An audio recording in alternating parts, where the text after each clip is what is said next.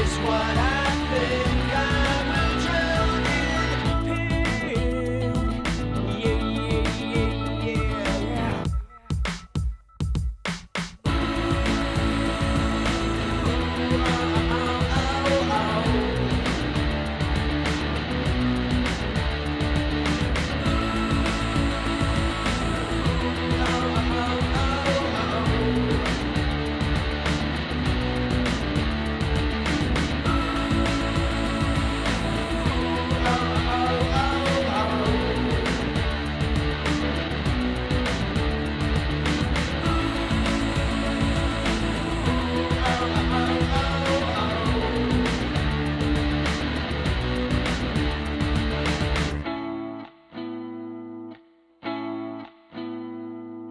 Paint away day and night, 6 hearts, hope I'm okay. You're alright, goodbye then if you dare. Someone new is pulling everywhere. I'm afraid to let them. Nothing is what I say. I feel far away. Nothing is what I think. I will drown in pink. Yeah. Nothing is what I say. I feel Yo. is what I think. Let's go, baby. Nothing is what I say. I feel far away. Nothing is what I think. Nothing is what I think. You like the shirt? Oh yes. I will drown in pink. Let's go.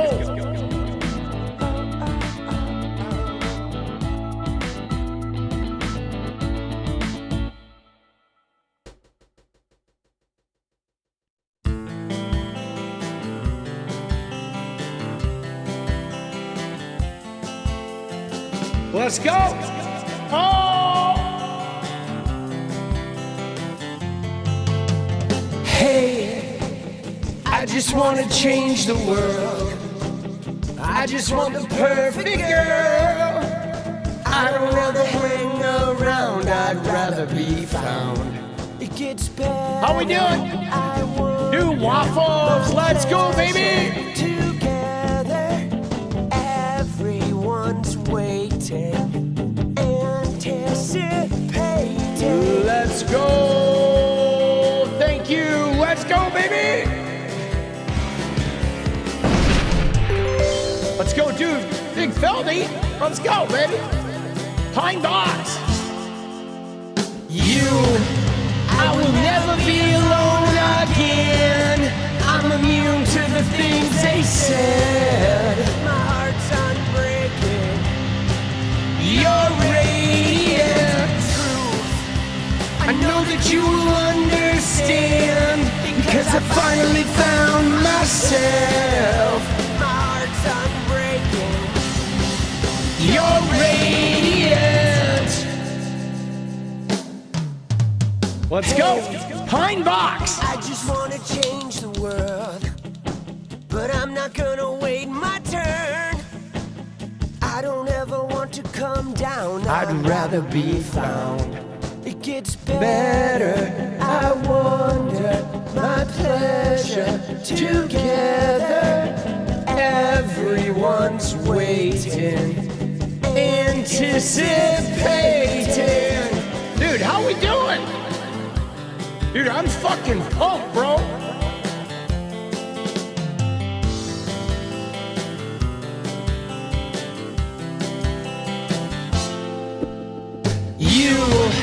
I will never be alone again. I'm immune to the things they said. My heart's unbreaking. You're radiant truth. I know that you will understand, because I finally found myself. My heart's unbreaking. You're radiant. You're radiant. Baby, radiant.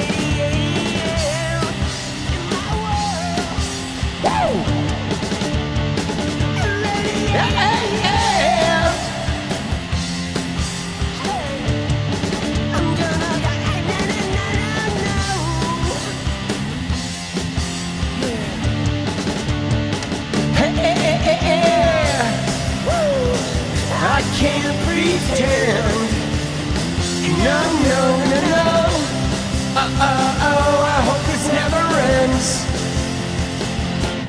It's about you. I will never be alone. Let's go. I'm immune to the things they said. You're radiant. I know, isn't this shirt great? Dude, the shirt is the bomb. So I've not watched the press conference yet. I saved it for the stream. I probably would have watched it, but my day was a fucking disaster. All right? My day was like, I took my car in for service, which normally takes an hour, right? I took my car in for service. Then we were going to go get new phones because, you know, Bryce is planning on moving in the next month or so. And so I wanted to get him a new phone. But for whatever reason, like my car, I got like lost in the cracks, right? There was like a shift change right when I showed up. So somebody checked me in and then put my car with another one of the Toyota, like whatever service managers things. So like 2.5 hours go by and I'm like, dude, did you lose my car or what? And they're like, oh shit. Oh, we think it went to this other dealership. No, it's here. No, wait, whoops, we found it. And so I was there for 4 hours, bro. For a fucking oil change, dude. My whole day was shot. And which, I mean, I was on Twitter. I didn't really care. Like, you know, I mean, I was bummed because there was some editing. Like, I only got one video out today. But I didn't eat. That was the real problem, is they have one of those, like, mocha machines where you can go and you can make those, like vanilla mocha coffees. So I, like, drank a Rockstar on the way to the dealership. And then I drank, like, 4 of those fucking mochas. And then I waited for hours, dude. So I was starving. So I hadn't eaten. Bro, I was, like, hangry, bro. Dude. But we survived. All right. We survived. We're doing all right. We're here. Let's go. Let's go. We made it. All right. All right. But yeah, man, it was hairy. Dude, sometimes that shit happens, bro. Sometimes you just eat up your whole day.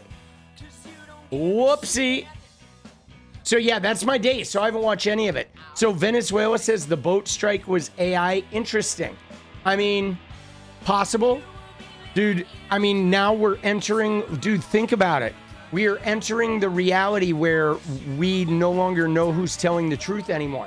Like, I used to feel fairly safe that the government was, in most instances, you know, the government and the press telling us the truth or a version of the truth. Now, dude, they're just making shit up, bro. Right? They're just making shit up. Venezuela would say that. Yeah, I mean, maybe. I mean, it's going to be interesting because I know that they're trying to do a regime change, right? So anyway, I did want to ask, so thank you to Feldy, right? Or Fieldy. Thank you, Fieldy, for the dono. And so Waffles Biscuits, you dropped 10 earlier. Has anyone else heard about Trump's debunked victims paid off by Cohen with no court documents or in databases? Kelly Fewer, Maria Oliveira, Rebecca Conway. I don't know what that is, Waffles. You want to elaborate on that? I mean, I know that there's a lot of, I don't know, unsourced information. You know what I mean? Like, and I'm not saying like that information is false or true, but I will say this. I am highly skeptical of all of the information I see until I start seeing it corroborated. Because what I've realized now is in this like instant click audience, everybody is trying to sell us something. You know what I'm saying? Everybody's trying to sell us a narrative, some clicks, some information. Dude, I'm seeing crazy shit now. Right-wing influencers are posting shit about Ross Baraka. Remember the New Jersey mayor that got arrested at that ICE facility? They're spreading all sorts of rumors about him now. It is crazy, you know? A bipartisan bill, insider trading. Interesting. So is that why MTG? See, the thing about MTG and this Epstein thing I was thinking about is that she might be feeling the pressure of her district. I think some districts really are going to have to like sort of make some peace with this shit. Right? Through his former lawyer, citing an anonymous reputable Republican source. Who was citing the source? Who you're saying Michael Cohen said that? Michael Cohen cited a Republican source?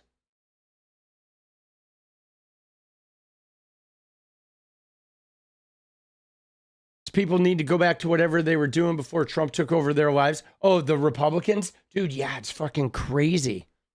Right? Oh, just want to wake up in a world where, yeah, no, I know, dude. Dude, yeah. Well, so, I mean, I don't know how long MTG is going to be the voice of reason because, guys, we saw the Nancy Mace thing, okay? We saw the Nancy Mace thing, right? Where Nancy Mace yesterday was broken up. Remember, she was like, oh, choked up. But today, dude, she was already fucking like transphobic as shit. I mean, watch Nancy Mace, okay? Let's fucking, let's get in here. Today already, right? Like yesterday, dude, Nancy Mace was like, oh, I'm crying. Oh, I'm so broken up. Oh, the shit. But dude, if you look at her today, she was back on it. Okay? She was back on, right? She was back on attacking Sarah McBride, right? She was back on fucking, where was she? Defending, she talked about Prince Andrew, right? She talked about no protection for these people, but then she also was exonerating Trump right here, right? President Trump is the one who banned Jeffrey Epstein from Mar-a-Lago. All right. Trump is the one who cooperated with the feds to get this guy. And Trump is the one who committed to protecting women and kids. Dude, this fucking makes my blood boil. Okay. This makes my blood boil. All right. So first off, Trump didn't ban Epstein until after he had already been charged with sex trafficking. And you know what I mean? And a full 7 years after Trump knew Epstein like took Virginia Giuffre from the spa, okay? Trump absolutely knew every nook and cranny of Epstein's business, 100%, okay? The cooperating with the feds to get that guy, I don't know what she means by that. You know, I mean, he did give a cabinet position to the guy who gave Epstein immunity. He did that. That much he did. But man, dude, this was so tone deaf. And again, here though, look at this. Is everybody today? See, this is what bothers me, guys. Because today, right, all right-wing media was doing was like saying, aha, Trump didn't do anything. That's all they're focused on. They don't give a shit about the Epstein files anymore. They don't care about the victims. All they care about is exonerating Trump. And so they've all been spreading this with a couple of survivors saying they never saw Trump do anything. But guys, there were 1,000 victims, okay? 1,000 victims. There's 7 women up here on this NBC exclusive. Just because these 7 women didn't interact with Trump does not Trump not guilty make, okay? You know what I'm saying? There were so many victims. So many victims. And what's more is a lot of these victims were connected to Virginia Giuffre, and Trump was not around Virginia Giuffre, man. Her dad worked at Mar-a-Lago. He did not get any nookie from those girls, okay? He did not. right? Trump was from a way different bent. And by all intents and purposes, Trump may have been out of this by the time, we got into the 2000s. Trump's mainstay with Epstein was during the 90s. It was 1996 when Maria Farmer first called the FBI and reported Epstein and Trump. Okay. And there were so many victims in this thing, you know what I'm saying? And yeah, I mean, Buds, you're right. Even if they said he was involved, they would say he was making it up. Even if they saw a video of Trump humping their own children, they would probably just look the other way. Be like, it looks like Trump, but prove it's really him. Right? I mean, these people are in a cult. Their brains are fucking cooked. There is no chance. You know what I'm saying? There is no chance. There's no coming back for these people. None. There's none, dude. There's no coming back. All right? Trump said it's AI. Dude. But anyway, so to the thing about that. So Waffles, I'm not going to look up Wayne Madison report tonight. Not on stream. I mean, I'll go peep it, but just because somebody put up a website, we'll have to see, we'll have to see who covers it if that thing gets picked up. All right. I just know that now when these things happen, the fame people come out. Okay. But I will, on my own time, I will scope it out. You can put a link to it in Discord if you want. Discord's down in the description. And we can check it out. Oh, wait, let me switch to live chat. Sorry, guys. But yeah, dude, this is crazy. So do I think after he passes, MAGA will admit they're wrong? No, I don't think MAGA's ever going to admit they're wrong, right? I don't. I think if, what'll end up happening is if some crazy truth comes out about Trump after he passes and they find out they were wrong, I think they just won't talk about him. That's really what I think they'll do, right? I think they will just not talk about him because, I'm curious to see what's going to happen to the cult after this, because that to me is going to be a real study in group psychology. You know what I'm saying? That's going to be a study in group psychology. It is. It absolutely is, because there's nobody in the Republican Party who has that pull, right? There's nobody. Vance doesn't have the pull. Marco Rubio, everybody else in the Republican Party, dude, they're all there's no star power in that fucking party. They're all weird fucking old guys.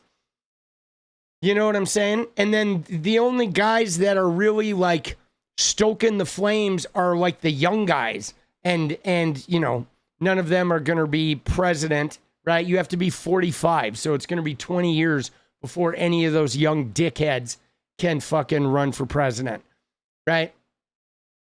But yeah, it's going to be really interesting. You know what I mean? It's going to be very interesting. But yeah, so I'm looking forward to this. The one clip I did see was the flyover, which of course, Trump had the president of Poland in town. He scheduled a military flyover during the press conference. But I think that just makes him look like an asshole. It really does. It really just makes him look like an asshole. They think Vance is a young, charismatic option. I mean, that shows you how ridiculous it is. Isn't it 35? Is it 35? Are you sure? Maybe it might be 35. That could be my mistake. Yeah, you're right. It's 25 for the House, 30 for the Senate, 35 for the presidency. No, good point. Good point. You're right.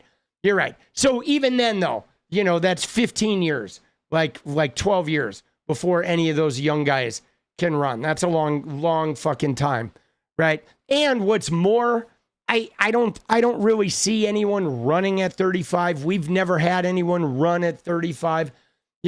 Normally they're in their 40s. I think wasn't it JFK? Wasn't he 43, right?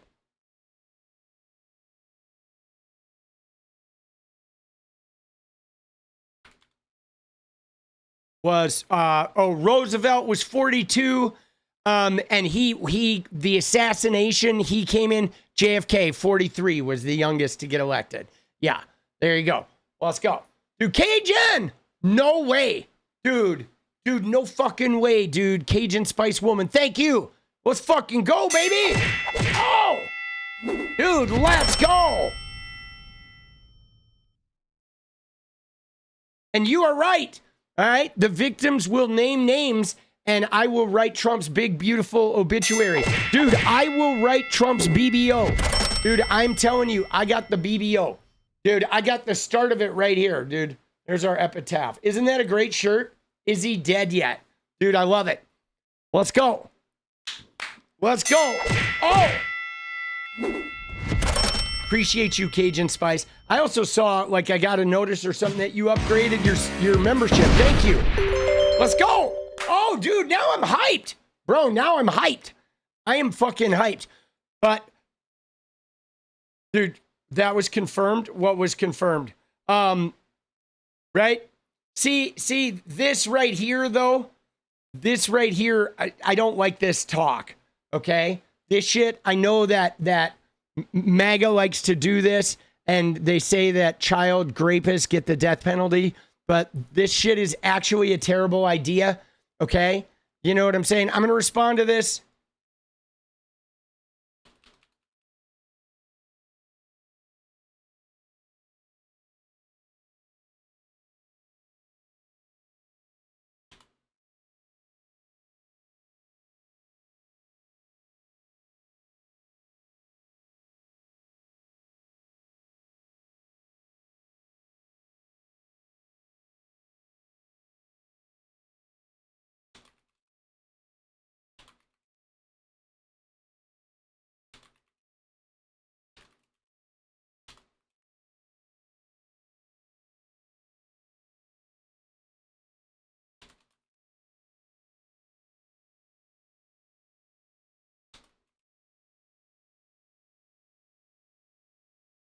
Dude, it's the whole death penalty for like child molestation is a horrible idea, guys. It creates a culture of silence.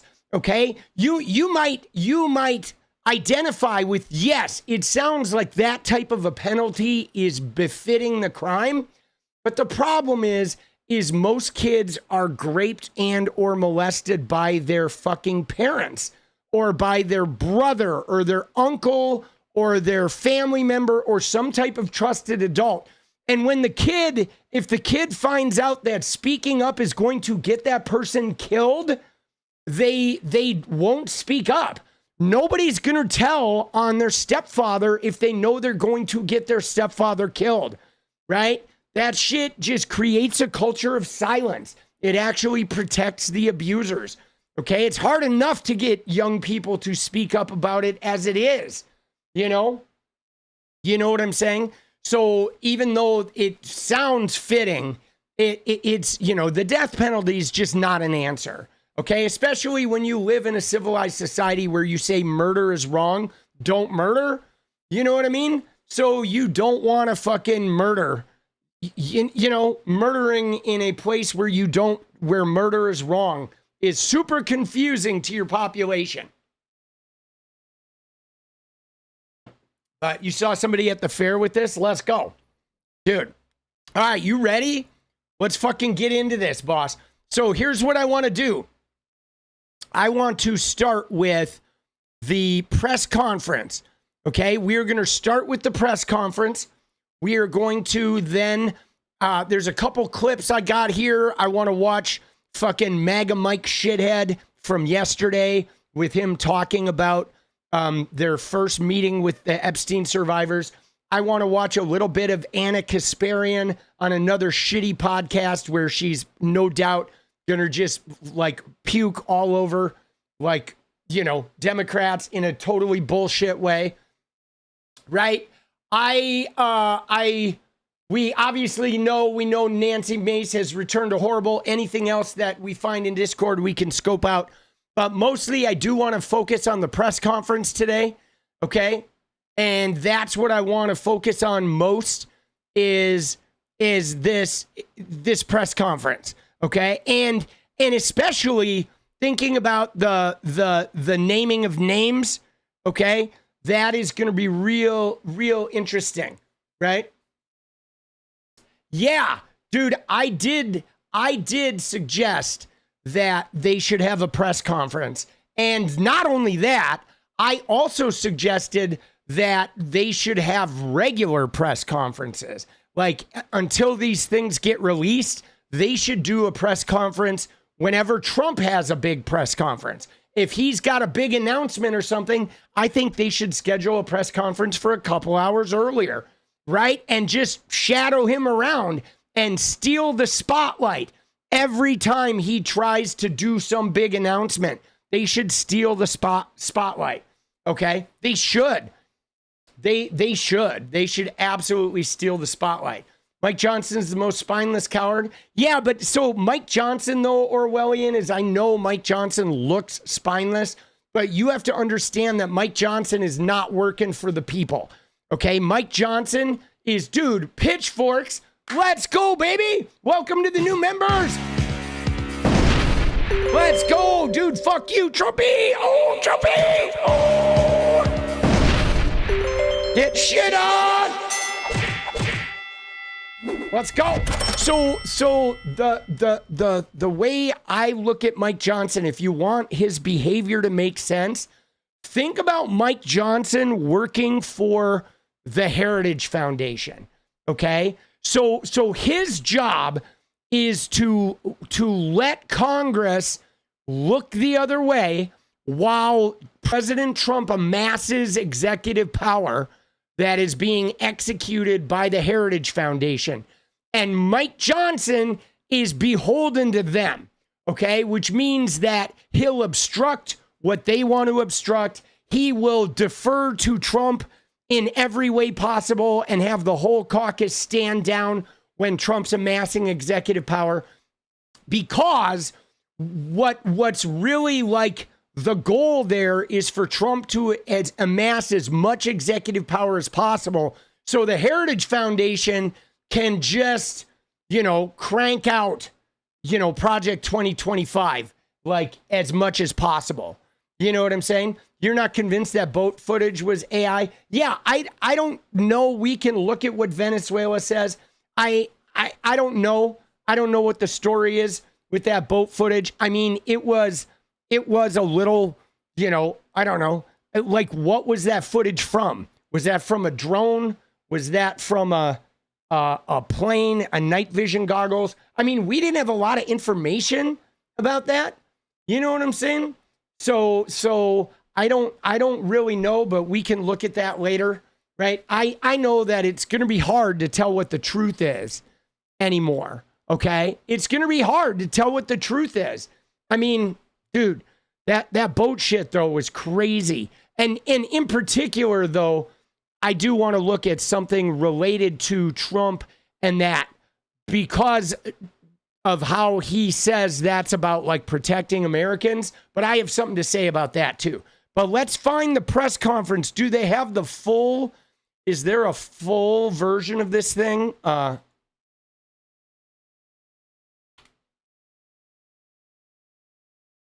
So it was an hour and 25 minutes.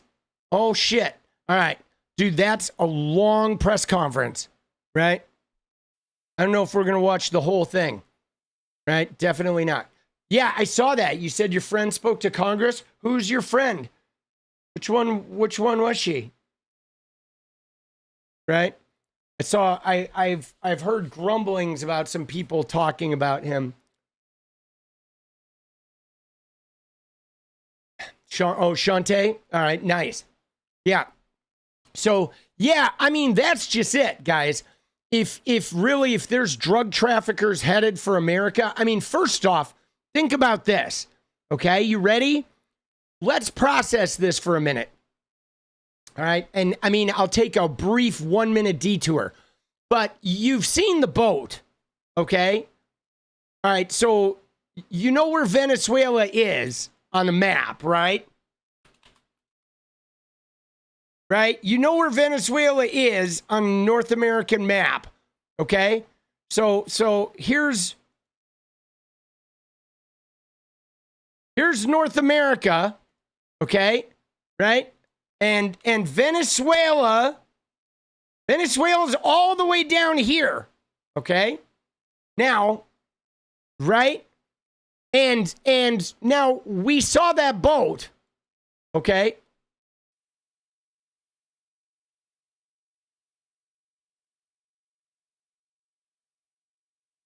We saw the boat, right? You saw this boat, right? This little whatever. So that boat, okay? That boat ain't driving from here to here, right? You know what I mean? Like, where was this fucking boat, right? You know? Like, oh, what? Like, really? A fucking 12-foot boat? A 12-foot wooden boat with a motor, right? With a motor, a back motor like that, an outboard motor, fucking popping in the water. Where's that boat going? Right? You know, I mean, that's what's so ridiculous about this. So where's that boat going, dude? I mean, where did this supposedly take place? Like, right, you know, a fucking 400 feet from the shore of Texas? Like, you know, I mean, I don't know, dude. There's a lot of that story that just doesn't make a lot of sense.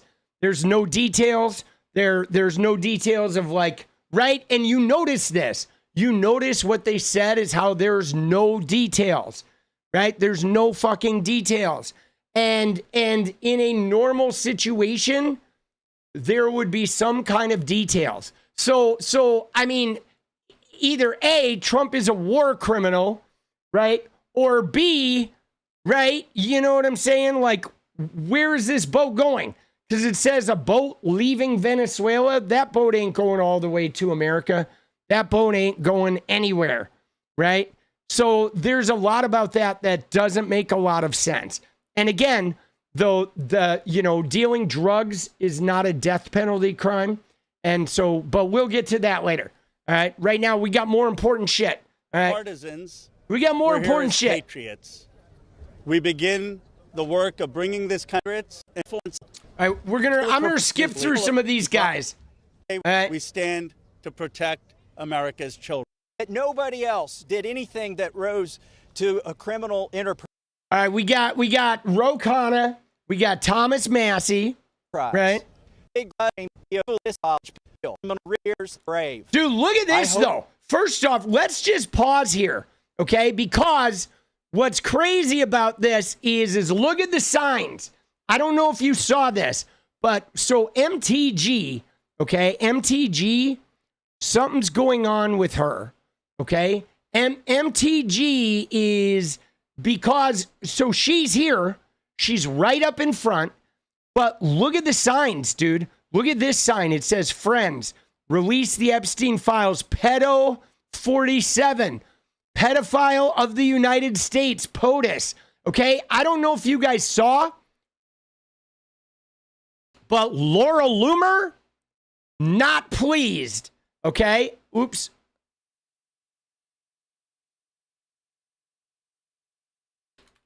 Dude, Laura Loomer is not pleased. Look at what Laura Loomer did. Okay, Laura Loomer tweeted, where is it? Look at this. She's tweeting pictures of her with like the pedo 47, right? Let me find the clip. She actually called out that specific sign. Let me find it right here. She said, why did MTG attend an anti-Trump press conference today? Now, isn't that weird? Why did Loomer portray this as an anti-Trump press conference? Why is this anti-Trump? This is about the Epstein victims. I think that's a Freudian slip right there with her framing it as an anti-Trump press conference. But she says, why did MTG attend an anti-Trump press conference today and stand in front of signs that called President Trump a pedophile? Dude, The sign says, release the Epstein files, pedo 47.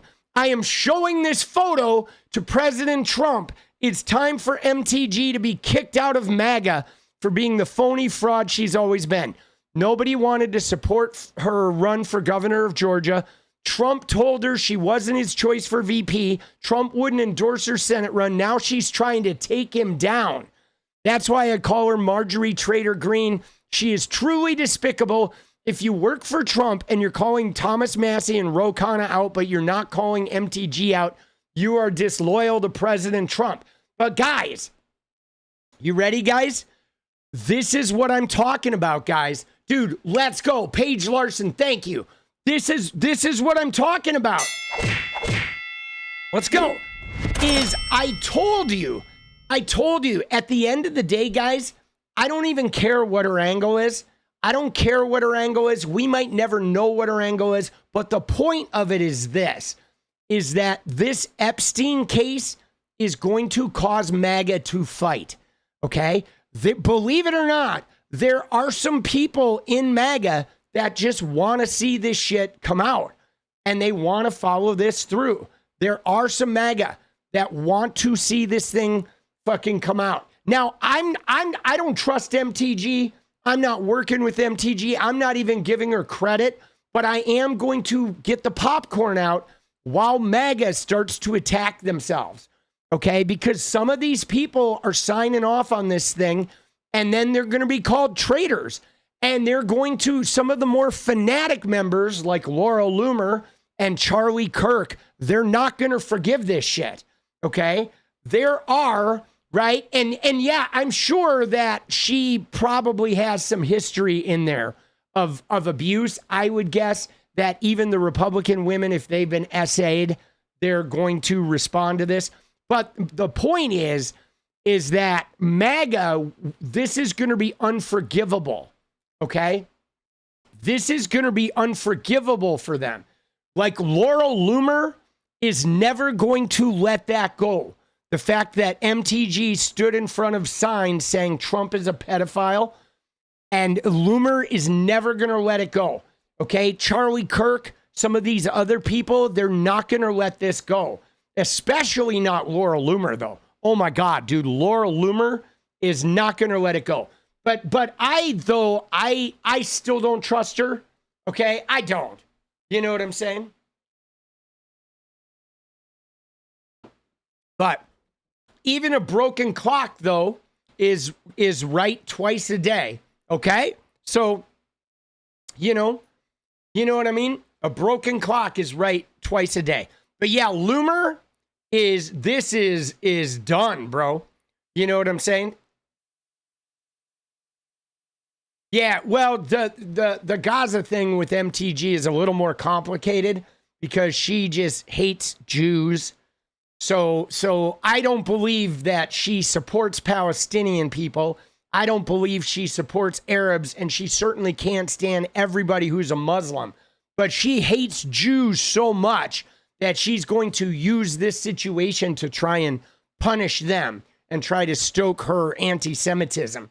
Right? But I feel like if she punishes the Jews and takes away all their money and gets them all fucking shat on, she would drop a bomb on the Arabs like 2 seconds after that.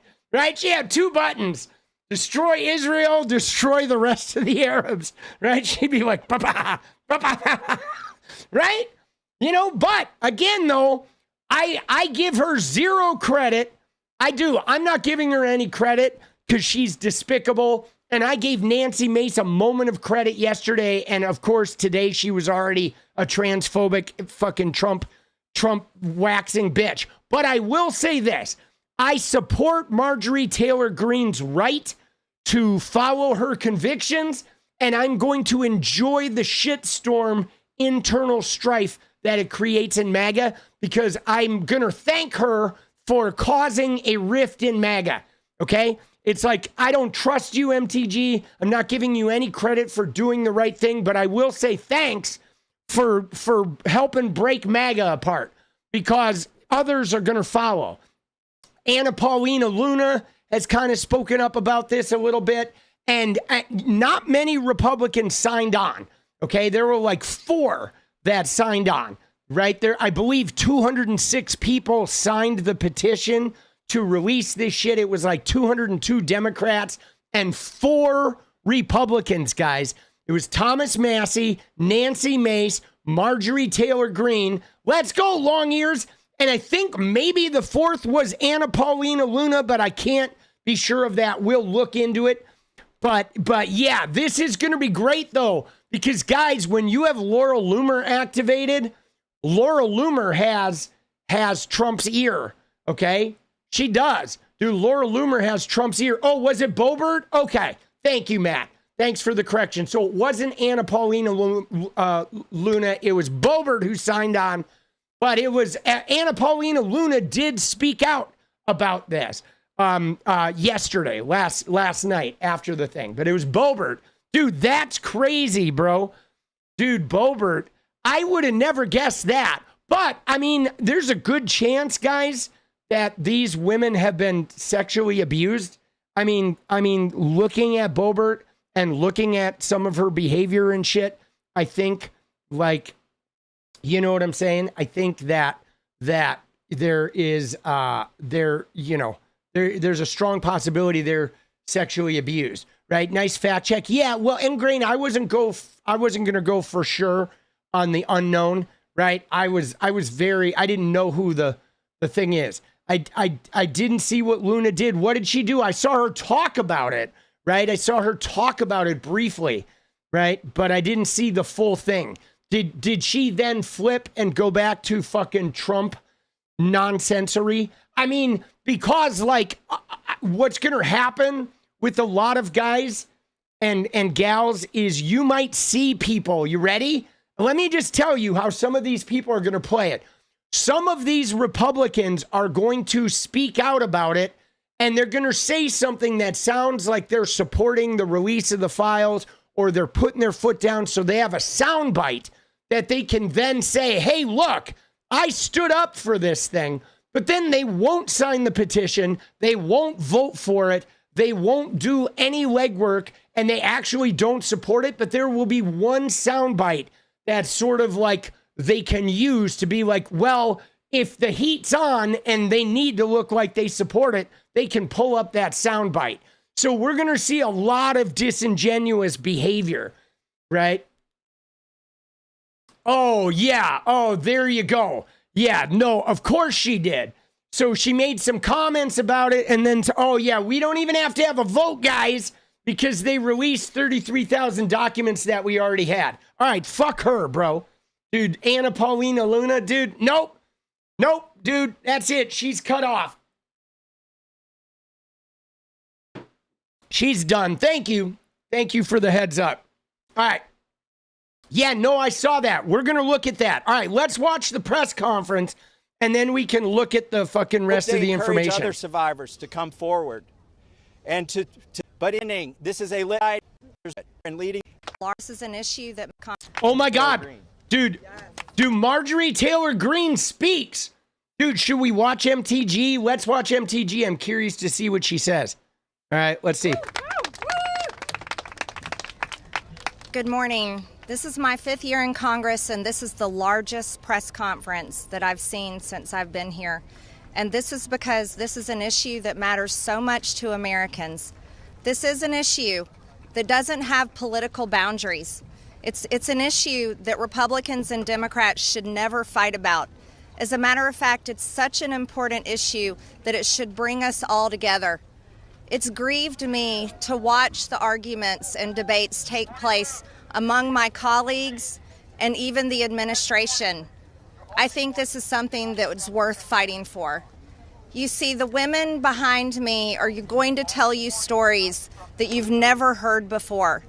These are unimaginable horrors that they've lived with for their entire lives since they were very, very young.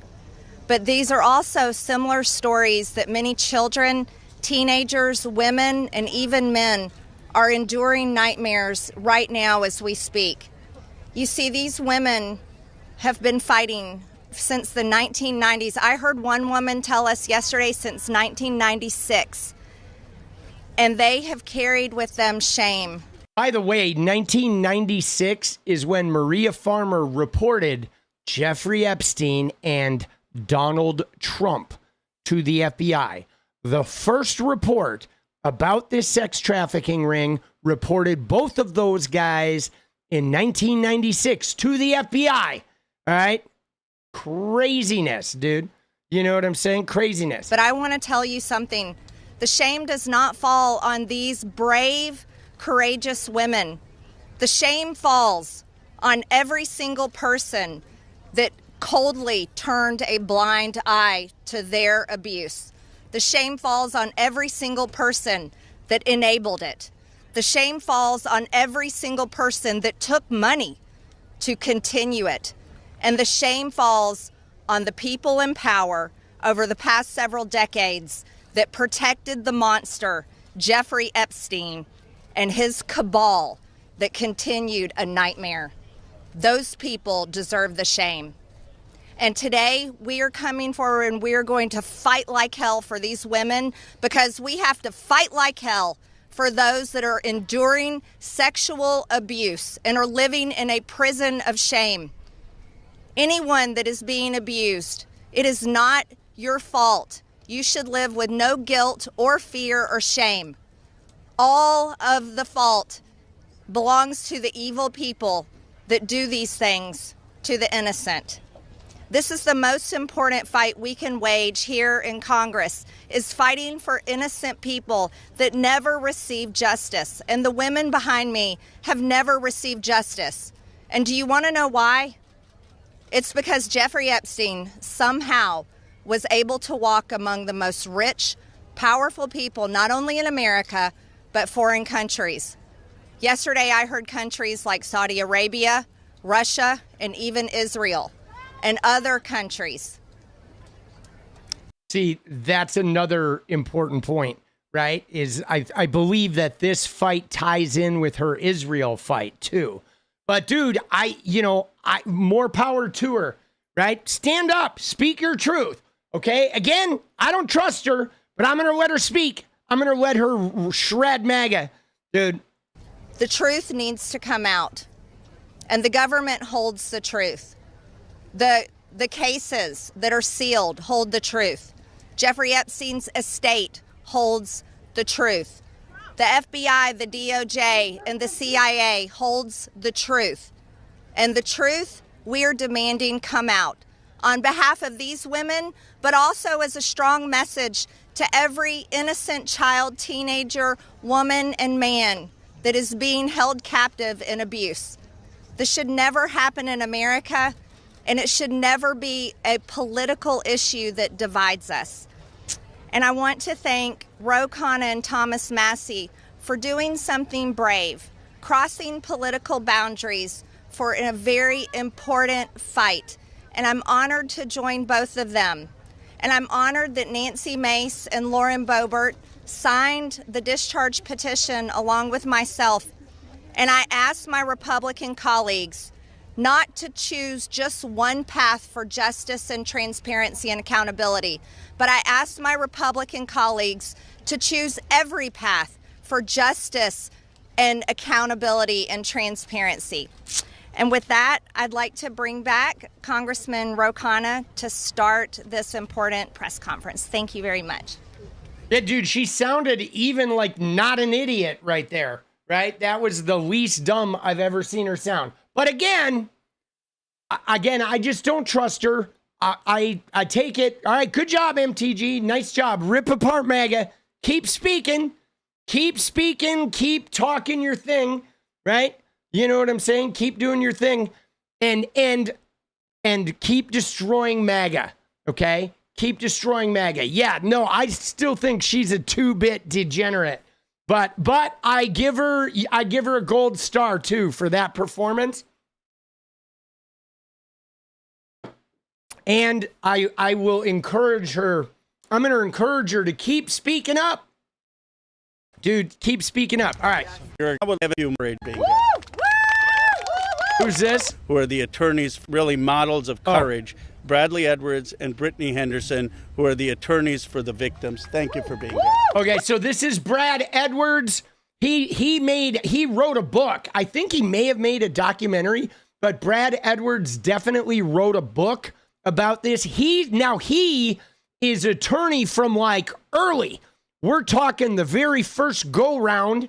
Okay, he was the attorney for the victims way back in 2007, right? When 𝗙𝗪𝗪 let them all off. He's been on this case for, the better part of 20 years, right? Thank you, Roe and Thomas Massey. I really appreciate you putting forth this discharge petition. It's tough to understand that we have to be here because this doesn't seem like a partisan issue. This is an issue. Sex trafficking and sexual abuse transcends politics. We as Americans expect equal protection under the law, and there can be no doubt that Jeffrey Epstein received far greater protection than any of the victims that he abused for years. Yeah, that's true. But the reason it's a partisan issue, you know why it's a partisan issue? It's a partisan issue because most Republicans are fucking pedos, bro. They are, like most Republicans, are sexual abusing freaks. So you never really get them behind this movement because they would literally have to turn themselves in. You know what I'm saying? You would literally they would all have to turn themselves in, dude. It's crazy. In 2008, Courtney Wild walked into my office because she was a part of a federal investigation into Jeffrey Epstein, where all she wanted was the government to talk to her. Little did she know the government had worked out a secret immunity deal for Jeffrey Epstein, and we had to file Jane Doe's versus United States of America to prove that Jeffrey Epstein worked out an illegal non-prosecution agreement with the government. That was 2008. It took us 10 years battling the government pro bono for the judge to ultimately determine that the victims' rights were violated. The government has mistreated them after Jeffrey Epstein mistreated them. And by the way, something you should know about is the government has never even released the information it has about their cases. So there are women who were abused by Jeffrey Epstein. This shit was investigated by the FBI. The FBI have interviews and documents and emails and correspondence all relating to the victim stories. And the victims themselves have never even seen the information on their own cases. The government has hidden the evidence it has from the victims themselves. And some of them have filed lawsuits to try and get this information. It is insane. Like, they don't even have access to their own files, guys. Unfucking believable. And that is, like, unreal. That it just never happens. It never happens. It's fucking bullshit, bro. It's fucking bullshit. We then filed civil lawsuits against Ghislaine Maxwell, which has resulted in her being in prison. Our civil lawsuits led to her prosecution. We filed lawsuits against Jeffrey Epstein, against his estate, and against two financial institutions, JP Morgan and Deutsche Bank, that proved that they knowingly provided the financial infrastructure for a sex trafficking operation. Unfortunately, all of the documents and evidence that we have worked so hard to gather hide behind protective orders, confidentiality agreements, and bank secrecy laws. That is why this discharge petition is so important. While we have seen the documents, you haven't. And when you see the documents, you're going to be appalled. And the American people deserve to see everything. When you sign this discharge petition, it should mean nothing is off limits. That means the documents in the possession of the CIA should be made available. Those in the possession of the FBI going back decades should be made available. The SEC, financial records in the possession of FinCEN should be made available. Everybody knows that evil flourishes in the darkness. Corruption flourishes in secrecy. It is time right now to make a difference for the women that are behind me right now. They have been courageous and fought through this whole thing. Whether you're a Republican or you're a Democrat, this one is an easy call. You're an American who cares about equal rights and equal protection under the law. If you care about these women, if you care about our country, and you care about this issue, this should pass with flying colors. By the way, some of these women we've already encountered in, you remember a while back, I did a 3-part series. The videos are up on YouTube, the Jeffrey Epstein files, the Epstein timeline, right? 3-part timeline. This woman who you're going to she speaks during the flyover. We've had contact with her before. She was in one of those videos. She's a really interesting case too that we're going to talk about in a minute. Really appreciate everybody being here.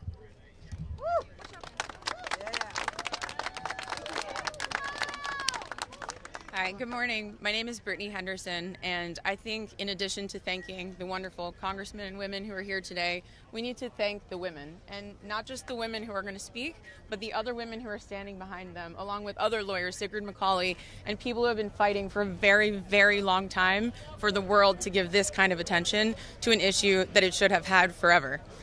This administration has the opportunity to do what the past administrations did not do. This administration can either stand with the victims and stand for the victims, or it can continue to hurt the victims like has happened in the past. We aren't here just to ask for transparency, though. We're here, too, to ask for protection. The women here represent hundreds of other women who we have spoken to, many of whom were trafficked from other countries, from Eastern European countries where women don't have the rights that we have here. Women don't have the protections that we have here. And those women are terrified that their names will be released in these files. The government won't know that they're victims to redact and protect them. So we ask that you please, whoever is going to be in charge of redacting these files and in charge of this transparency, do it in a way that protects the women brave enough to be here, but also protects the women who are terrified that every day when they turn the TV on, something bad is going to happen to them in Ukraine, in Russia, in whatever country they live in, because no one is listening to them there. So thank you for being here, thank you for listening, and please protect these women while we seek transparency. Good morning. My name is 𝗙់_𝗽𝗍𝗍, and I stand... Okay, so let's talk about her, okay? Because, hold on right here. This is the woman that I'm talking about, okay? Oh, let me see if I can find it. So... Give me one sec. I got to find this article that we looked at during the Epstein files. All right, it was this one. Right here. Okay, it's this timeline right here. So we looked at this timeline going from this photo of Trump and Ghislaine Maxwell's dad that like we went through, and this timeline followed like 30 years. So the woman who's speaking right now is right here.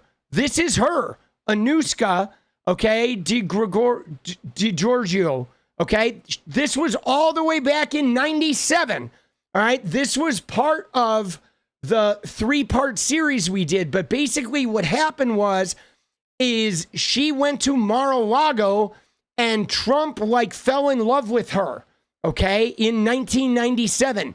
And then he like followed her around. He gave her an apartment in Trump Tower. And he was like doing everything he could to try and bed this woman. Okay. And to try and like get her in his orbit. Okay. This was a like crazy, like obsessive, stalkery kind of thing. And now what we find out is Epstein had already abused her. Okay, when she was much younger, she was like 20 here. He abused her several years before that. But then he was bringing her around still years later, and Trump was like trying to get on this thing. And so this is like really significant, okay, because these guys were sort of like passing these women sort of back and forth between them and among them. and through these like modeling agencies and this entire sort of like world of creeps, dude. They're all like predatory creeps. Okay. And you know, we got to remember that none of this was happening in a vacuum. Okay. It wasn't just Jeffrey Epstein having this weird, quirky behavior behind closed doors at his house. It was like him and like 10 women, okay, coordinating a nonstop flow of young girls that escalated. By the time he got caught in West Palm Beach, it had escalated. But in the beginning, it was girls that were being picked up from all over. You know, Ghislaine Maxwell would be looking at shopping malls and wherever, right? And then it just built. But then these girls got introduced. They got flown to New York. They got taken to fashion show events. They got taken to Trump parties. They were taken to dinner parties. I mean, you know, eventually they were going over to Paris and Europe to Ghislaine Maxwell's apartment in London, hanging out with Prince Andrew, and then eventually going to the island. And dude, it's just crazy. All of this shit is connected, and Trump is intimately connected. So this woman here that is talking about Epstein, Trump tried to date her when she was 20 and he was like 50. Okay. It was in all the tabloids. He did everything he could to date this woman. Right. And it kind of makes you wonder too, like, was Trump trying to score with the women that Epstein had abused? Right. Did Epstein abuse them? And then Trump's trying to come in afterwards. I don't know. The whole thing, though, is just creepy and interconnected, you know? Protect these women while we seek transparency. Good morning. My name is 𝗙ście𝗶𝗹𝗶𝗀, and I stand before you today as a survivor of both Jeffrey Epstein and Ghislaine Maxwell. I want to thank Congressmen Mace and 𝗙ecie𝗶𝗶𝗶𝗀 for their role in putting together this very, very important bill. Every day of this journey toward healing has come at a profound cost to my mental health. But I am here. I chose to come because this bill really matters. I speak today not only in service of my own recovery from trauma inflicted by Maxwell and Epstein, but to honor the lives, the courage and sacrifices of Virginia Giuffre, Caroline Andriano, and others who could not continue. Their voices mattered. Their stories must not be forgotten. Accountability is what makes a society civilized. Equal opportunity and equal consequence for all. Consequences are not about punishment alone. They exist to deter future harm, to protect vulnerable, and to set a standard of justice. If Ghislaine Maxwell were pardoned, it would undermine all the sacrifices I made to testify and make mockery of mine and all survivors' suffering. That is why the Epstein Files Transparency Act is so essential. It requires the Department of Justice release all the records related to Epstein and Maxwell investigations, flight logs, immunity deals, internal communications, and even the records surrounding Epstein's detention and death. And crucially, it forbids withholding documents simply because of embarrassment, reputational harm, or political sensitivity. No, let's go. This is about ending secrecy wherever abuse of power takes root. But transparency alone is not enough. Survivors need protection, resources, and legal support. If this Congress is serious about justice, then let this moment also affirm your commitment to provide victims with the legal aid they need to confront abusers, to navigate complex systems, and to reclaim their power. Transparency must be matched by support, or else too many victims will remain silent out of fear and lack of access.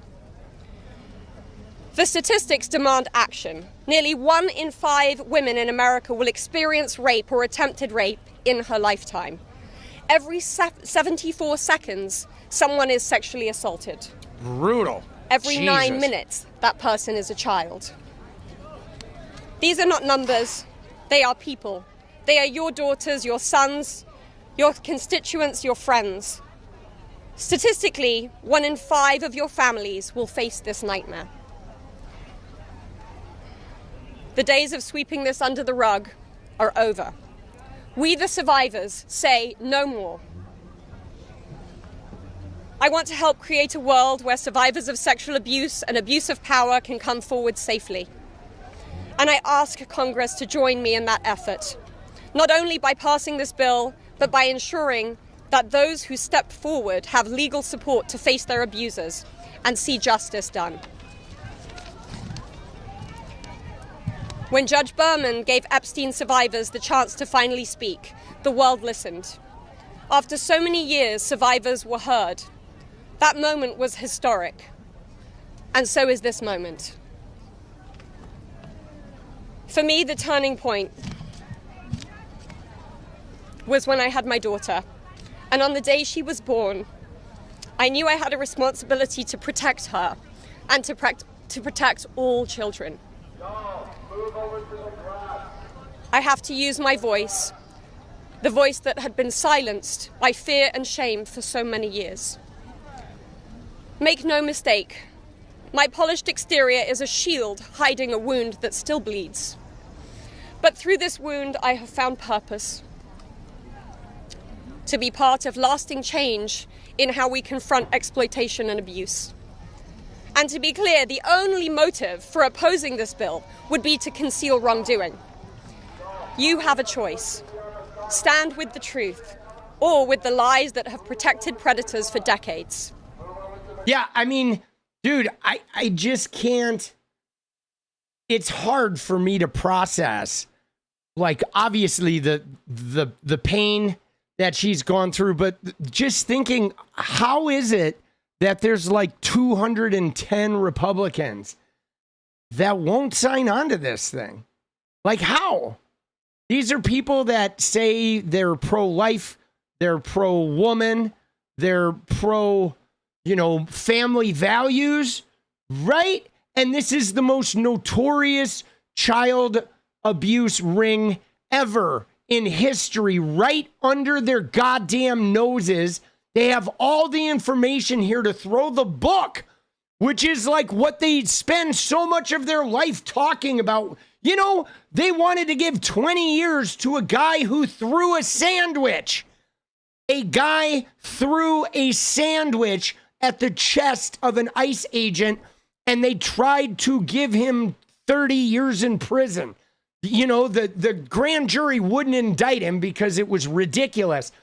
But they tried to give 20, 30 years to a guy who throws a sandwich, and they have like 1,000 teenage girls who got abused, and they won't sign on.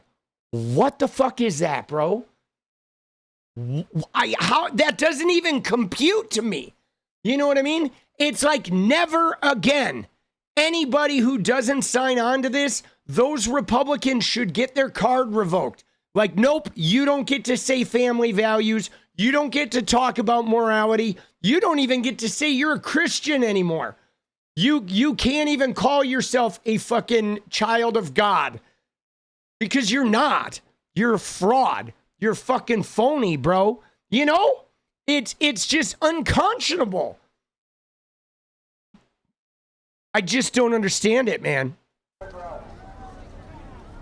I am no longer weak. I am no longer powerless. And I'm no longer alone.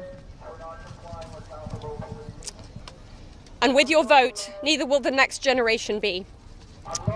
President Trump, you have so much influence and power in this situation. Please use that influence and power to help us. Because we need it now, and this country needs it now. Thank you.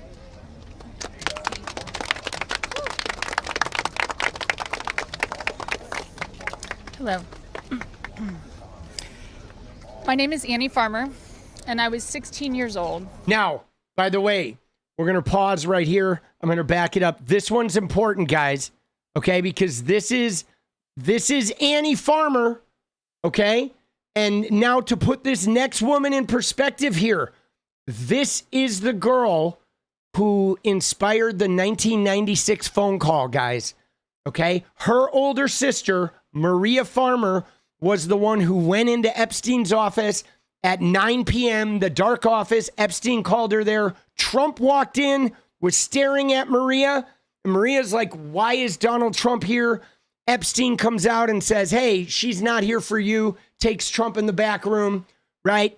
And then Annie here, goes to New Mexico with Ghislaine and Jeffrey. She was 16. She thought Jeffrey was like paying for her college with a bunch of other girls. She gets to New Mexico and the ranch, and there's no girls there. It was her, 16 years old, Ghislaine and Jeffrey. They both abused her. When she got back from that trip, Maria called the FBI and reported Epstein and the events that happened and Donald Trump, 1996. Nothing. Reported them again 10 years later. Nothing. Okay. Her older sister is the one who filed the first FBI report. And it wasn't just Epstein. It was Epstein and Trump. Okay. This is huge. And Annie here, the woman we're about to see, she testified at Ghislaine Maxwell's trial and was part of the reason why Ghislaine ended up getting that guilty verdict, was her powerful testimony. Hello. My name is Annie Farmer, and I was 16 years old when I was flown to New Mexico to spend a weekend with Epstein and Maxwell. That same year, 1996, my sister, Maria Farmer, reported what happened to me there, along with reporting her own assault at their hands and their theft of sensitive photos of herself, of me, and our younger sister that she had taken for her work as a figurative painter. I am now 46 years old. 30 years later, we still do not know why that report wasn't properly investigated, or why Epstein and his associates were allowed to harm hundreds, if not thousands, of other girls and young women.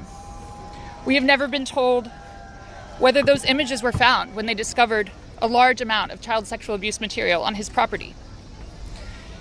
As a psychologist, I understand that when the system's meant to protect us, recreate the abuse cycle, the betrayal that occurs can be just as damaging as the original trauma. This happens when survivors of these crimes are not believed, when our well-being is not weighed as heavily as those who have more resources or more privilege, and when perpetrators of these crimes are given a platform rather than the survivors of them. For so many years, it felt like Epstein's criminal behavior was an open secret. Not only did many others participate in the abuse, it is clear that many were aware of his interest in girls and very young women and chose to look the other way because it benefited them to do so. They wanted access to his circle and his money. Their choice to align with his power left those of us who had been harmed by this man and his associates feeling very isolated. I could never have imagined being here today and this chorus of support that we have all received. See, one of the things that's crazy about this, guys, to think about is the concept of a billionaire, right? Like, we talk about billionaires. Oh, there's Bezos, there's Zuckerberg, there's Elon. But like, what we fail to understand is people that have access to $1 billion of resources. Like, there is literally nothing they can't get away with. Okay. They can buy politicians. They can, like Elon Musk, threaten the entire Congress. Do this or we will primary you all, right? They can purchase legislation. They can buy the police. They could plant evidence. They could tie somebody up in courts by a judge, like unalive someone. You know what I'm saying? They could buy up the entire neighborhood around your house and fucking decimate it. Like, there's literally somebody who has $1 billion cannot be stopped. Anything they want to destroy or upend or like tear to shreds, they have so much power that they are unfucking stoppable. And like, that is like why, more than anything, we shouldn't have people that have that much power, right? You know what I'm saying? Like, it's ridiculous that we allow our financial system to elevate people to have that much power, because it never goes well. They never do anything good with it, ever. You know what I'm saying? And what's more is they only get there by thousands and thousands and thousands of people being underpaid or being exploited. It's like really fucked up. I mean, these girls were terrorized by men that there was nothing they could do to make it stop. Like, there was, you know what I'm saying? Like, that one girl got moved away by her parents or whatever. But I mean, if the girl was 18 and not living with her parents, there was nowhere she could go in the whole world that billionaire could not find her. Okay? There was like no escape. There was nowhere they could go, nowhere they could hide, right? They could find her always, right? They could, like, not only could they find her, they could probably have the local police come and like plant evidence of a crime on them. Like, it's just this absolute power. It's so ridiculous, man. It's just so unnecessary, you know? I have been sent so many notes and messages from people with no direct connection to this case who've expressed their solidarity with us. And I believe that is because, in part, as 𝗙liche explained so well, this is an extremely widespread issue of child sexual abuse, of sexual exploitation, of sexual violence. This affects almost every family in some way. Sure does. It's rampant. From my conversations with women in these last few days and from all of the support that we've received, it's very clear to me that we are not going away, we are not going to be quiet, and we are not going to give up. And I ask the American public to stand with us and not give up. At a time with record high levels of distrust in our institutions and a perception that there are two Americas, one for those with power and privilege and one for everyone else, passing this Epstein transparency bill is one important step that can be taken to prove to Americans that the government does not side with sexual perpetrators. A thorough public review of this information is an important step in preventing the type of systemic failures that have occurred in this case and harmed all of us. An important step towards healing for those involved. Thank you.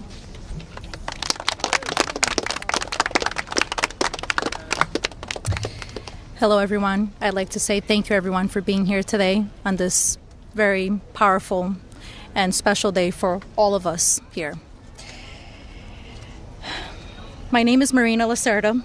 I was minor victim 1 in federal indictment of Jeffrey Epstein in New York in 2019. I was one of dozens of girls that I personally know who were forced into Jeffrey's mansion on 9 East 71 Street in New York City when we were just kids. Today is the first time that I ever speak publicly about what happened to me. I never thought that I would find myself here. The only reason that I am here is because it feels like the people who matter in this country finally care about what we have to say. As an immigrant from Brazil, I feel empowered knowing that the little girl struggling to get by at 14 and 15 years old finally has a voice. For the first time, I feel like I matter as an American. I was only 14 years old when I met Jeffrey. It was the summer of high school.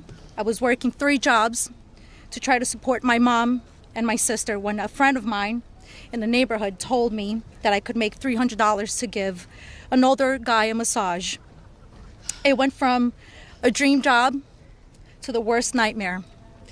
Jeffrey assistant Leslie Groff would call me and tell me that I needed to be at the house so often that I ended up dropping out of high school before 9th grade. And I never went back. From 14 to 17 years old, I went and worked for Jeffrey instead of receiving an education. Every day I hoped that he would offer me a real job as one of his assistants or something important. I would finally have made it big, as, like we say, the American dream. That day never came. I had no way out. I was, until he finally told me that I was too old. There are many pieces of my story that I can't remember, no matter how hard I try. The constant state of wonder causes me so much fear and so much confusion. My therapist says that my brain is just trying to protect itself, but it's so hard to begin to heal knowing that there are people out there who know more about my abuse than I do. The worst part is that the government is still in possession right now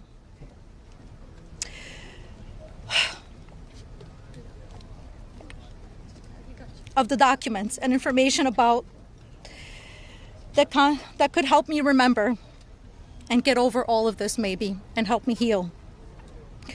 They have documents with my name on them that were confiscated from Jeffrey Epstein's house and could help me put the pieces of my own life back together. But I don't have any of it. And I know the same is true for many of these women.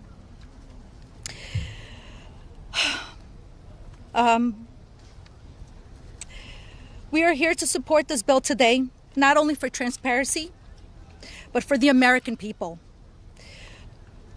But if the government is going to release these documents to the public, describing the crimes committed by Jeffrey Epstein and others, the least that they can do is give me my documents that they have about me. The other survivors deserve the same respect from our government.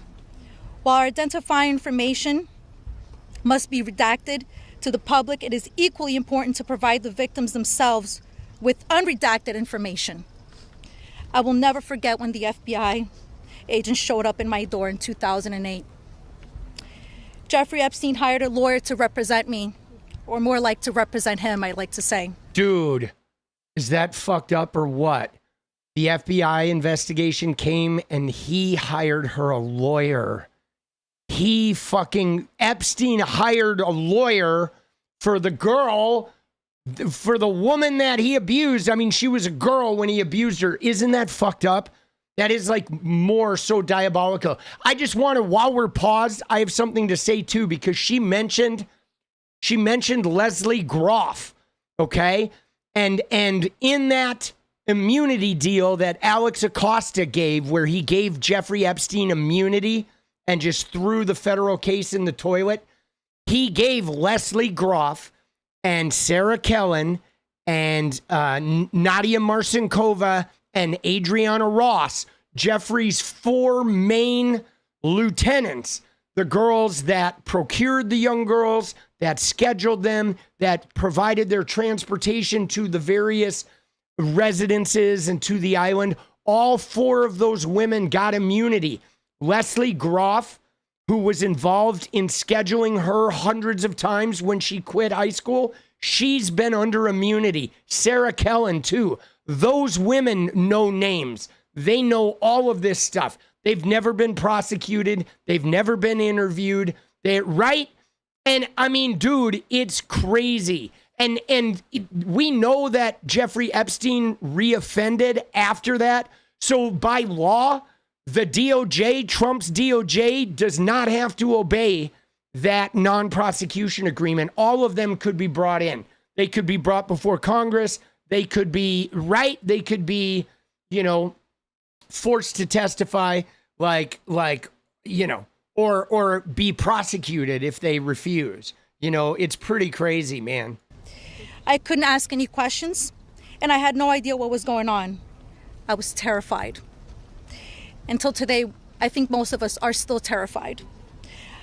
I thought somebody was going to kill me. I thought something was going to happen to my sister or my mother. It went further out to even maybe thinking something would happen in Brazil with my family. And then one day... Dude, that's crazy. Like, she was worried her family in Brazil might get murdered. Like, can you imagine, that like this happens to you, you're 15 and you just literally don't know if you tell anyone about this, if they're just going to kill all your family? Like, that's insane, bro. The lawyer said that everything was just going to go away. Like nothing happened. I didn't need to testify. When I asked him why, he gave no explanation. That was it.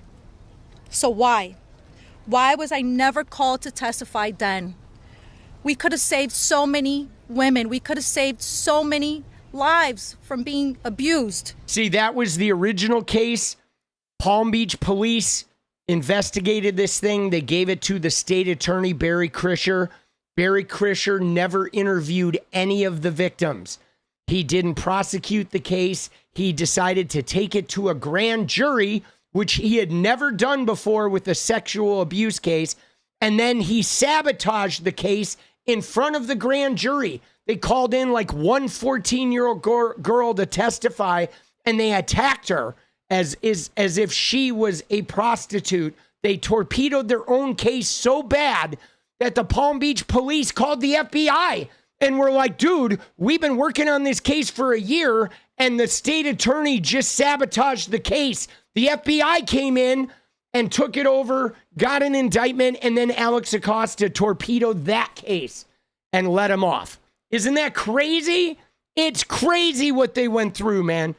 How does that happen? And then the guy who lets him off becomes Donald Trump's fucking labor secretary.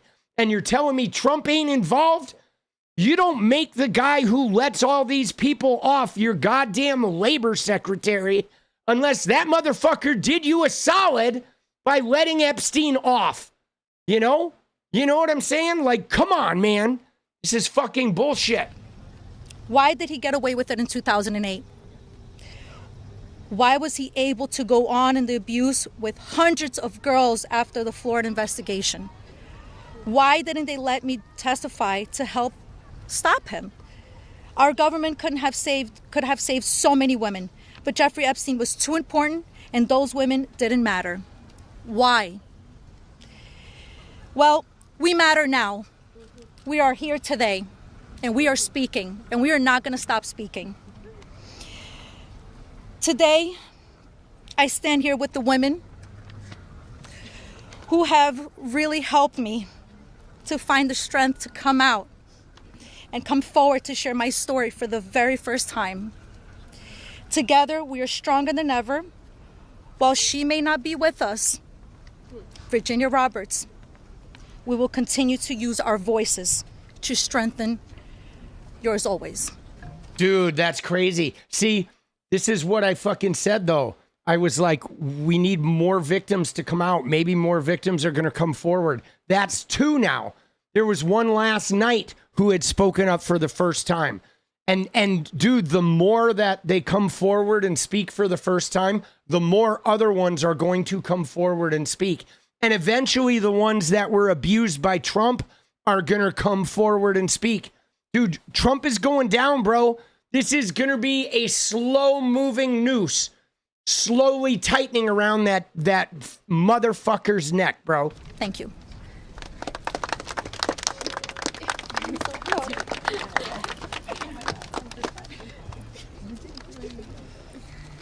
Hi, my name's 𝗙𝗎𝗄𝗏. I just wanted to take... Now, Courtney's another big one, guys. She was like, I believe she was 14. She had braces.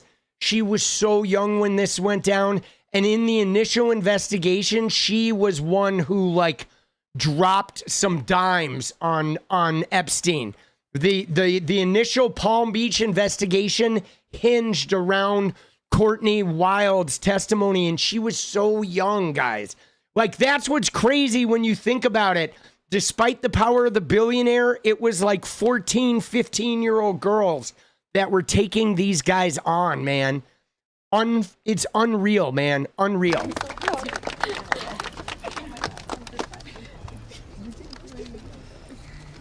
Hi, my name's 𝗙𝗎𝗄𝗏. I just wanted to take a second and just have a moment of silence for all the women survivors that aren't here with us today, that passed away due to anxiety, depression, trying to keep up with this case. A moment of silence, please.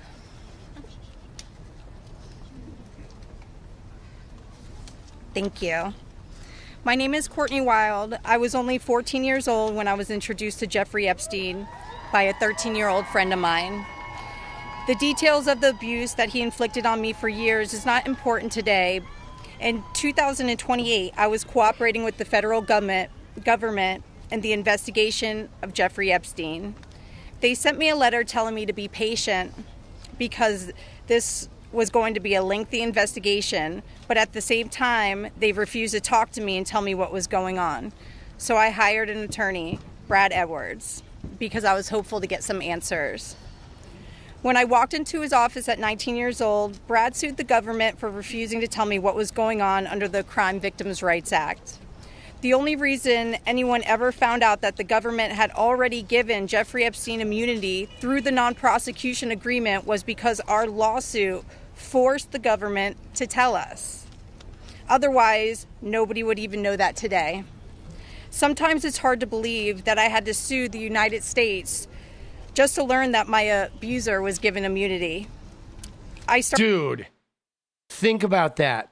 She had to sue the government to find out what happened to him. They just literally swept the case away. Isn't that crazy? Dude, that is nuts. And yeah, what's crazy about that is the financial institutions supported fucking Epstein long after this shit came out, dude. It started as Jane Doe, but I decided I was proud enough to take on our country, and I was on the right side of history. We fought the government for 10 years to prove that the government violated our rights as crime victims and the crime victims' rights in order to protect a pedophile. We had to win the 11th Circuit Court Appeals to force the government to turn over thousands of pages of emails between Jeffrey Epstein and the government. Those emails provided the proof that the government worked very hard with Jeffrey Epstein to violate our rights. Why? Yeah, that's Alex Acosta right there. He was at the center of that, dude. That the government conspired with the perpetrator to give the perpetrator immunity. I mean, dude, it just, every time I say it, I know I've said that 1,000 times. Every time I say that, though, it is just mind-blowing, okay? It's fucking mind-blowing. And then they didn't even tell them. They didn't even tell the victims, right? They didn't even tell the victims. The victims actually had to sue to find out what happened. The case just disappeared. Bro, right? The FBI investigates. There's a fucking U.S. attorney. And then poof, it's gone. What happened? Silence. No, they got ghosted by the U.S. government. They had to file a fucking lawsuit to find out, oh yeah, about that case. They gave him immunity. And they gave all of his cohorts immunity, everyone associated with him forever. A blanket immunity. So now not only is your case gone, but you can't file a case against anybody who ever worked for him. Dude, what the fuck? How does that happen? See, that's where you think, dude, there had to be intelligence or you know what I'm saying? That is so corrupt. It's beyond corrupt, bro. Why did the government work so hard to protect Jeffrey and not so hard to protect me and my other innocent friends? Why was Jeffrey so important to the government and why was I so insignificant? Why did nobody but our lawyers care before now? It seems people have only started to care because of Twitter and politics. But I would like to say this has nothing to do with politics. This is not a blue thing or a red thing. This is an everyone thing. We can all agree on this. The injustice that has happened here. Multiple, over and over. Everybody that talks about this just seems to make it worse. We need transparency. It's time for us to see beyond the curtain. Why was Jeffrey Epstein so protected? Who is still being protected? And who protected them all? So the world can understand how Jeffrey was able to abuse so many of us for so long. I was lucky to have Brad Edwards, Brittany Henderson, and 𝗙𝗪 take on my case pro bono and fight fearlessly over 20 years' time. I would like to thank them, and I'd also like to ask the Trump administration to please sign off on the Crime Victims' Rights Reformed Act, the Courtney Wild Crime Victims' Rights Reformed Act that's we're trying to get passed here so we can close the loopholes in the 𝗙CVRA case that Epstein's attorney used to their benefit to get away with this. Thank you so much. Yeah, dude, 10 years of pro bono work with 10 women. It's insane, man. I mean, you know, eventually they filed civil suits against the estates and shit. So eventually everybody got paid, right? He got paid, right? But still, dude, it's a long time. It's fucking, you know, it's a lot of work, a lot of headache. And those of you who have never been involved in anything like that, suing the U.S. government is a fucking journey, guys. I mean, as you can imagine, they have a legal team. They have all the money in the world, like the resources. It's fucking insane. And it just goes on for years. And then it's like different administrations. I mean, it is like a labyrinth that, like, suing the U.S. government and winning is fucking a journey. It's just a journey. You know what I mean? Unreal.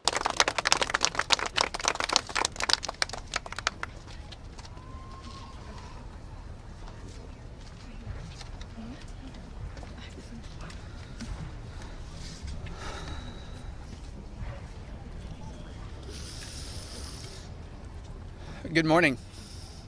First and foremost, we want to extend our deepest gratitude to Brad and Brittany Edwards, Congressman Mace and 𝗙ecie, and above all, the brave survivors who have entrusted us with the privilege of speaking today on behalf of Virginia Roberts Giuffre as her family.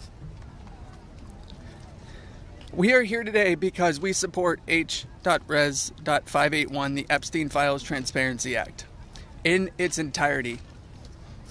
But as much as this bill is about shining a light on truth, it's not just about the bill. This is about justice. This is about survivors. This is about justice against the rich and powerful who have stolen something from these women and many children at the time. Yeah, dude, I'm really curious to see this woman speak. This woman in the dark hair right here, she has been having an emotional experience, like, through this whole thing. Dude, I've just been watching her ride the wave back there, and like, I'm really intrigued to see her speak, right? If she speaks, I'm presuming she's going to speak because she's in the front row there. But, like, dude, I've been just watching her ride a wave. I mean, dude, it's so crazy. And to think about this, like, my son just turned 20, okay? And his whole life, he just turned 20, right? So 20 years ago, he was born, long time, okay? Like, my entire relationship with my 20-year-old son is, you know, it's a long time, like such a significant chunk of my life, right?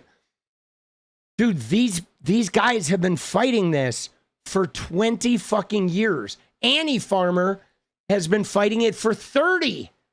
Like, dude, put that into perspective.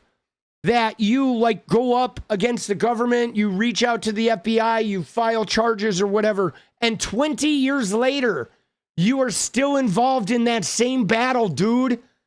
It's insane. You know what I mean? It is fucking insane. It's like an entire lifetime. You know? And they're still fighting it, bro. Still. Their freedom. The freedom to live their life without mental and physical scars that have been inflicted upon them by those who thought they were untouchable. The same freedom that these monsters took from these survivors, they should never be afforded. They should never be allowed to continue their lives with impunity. Let's be clear.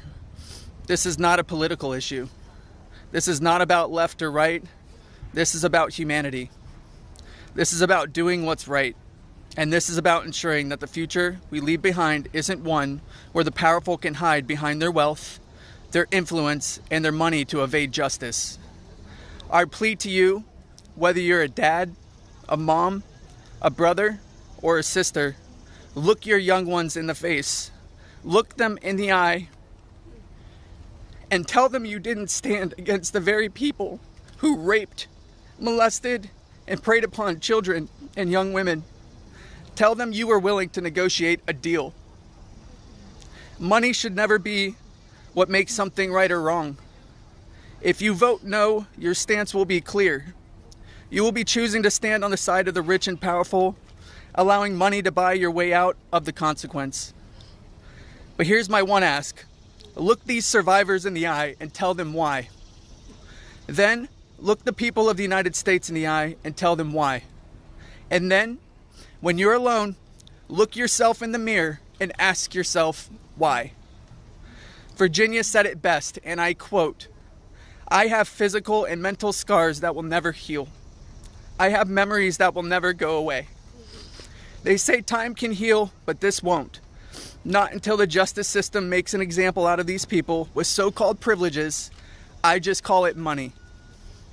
The only time I can begin to heal is when their freedom is taken from them, just like they did to me and literally thousands of other victims. The survivors of this horrific abuse are watching. The American people are watching. And history is watching. Which side will you be on?" Thank you.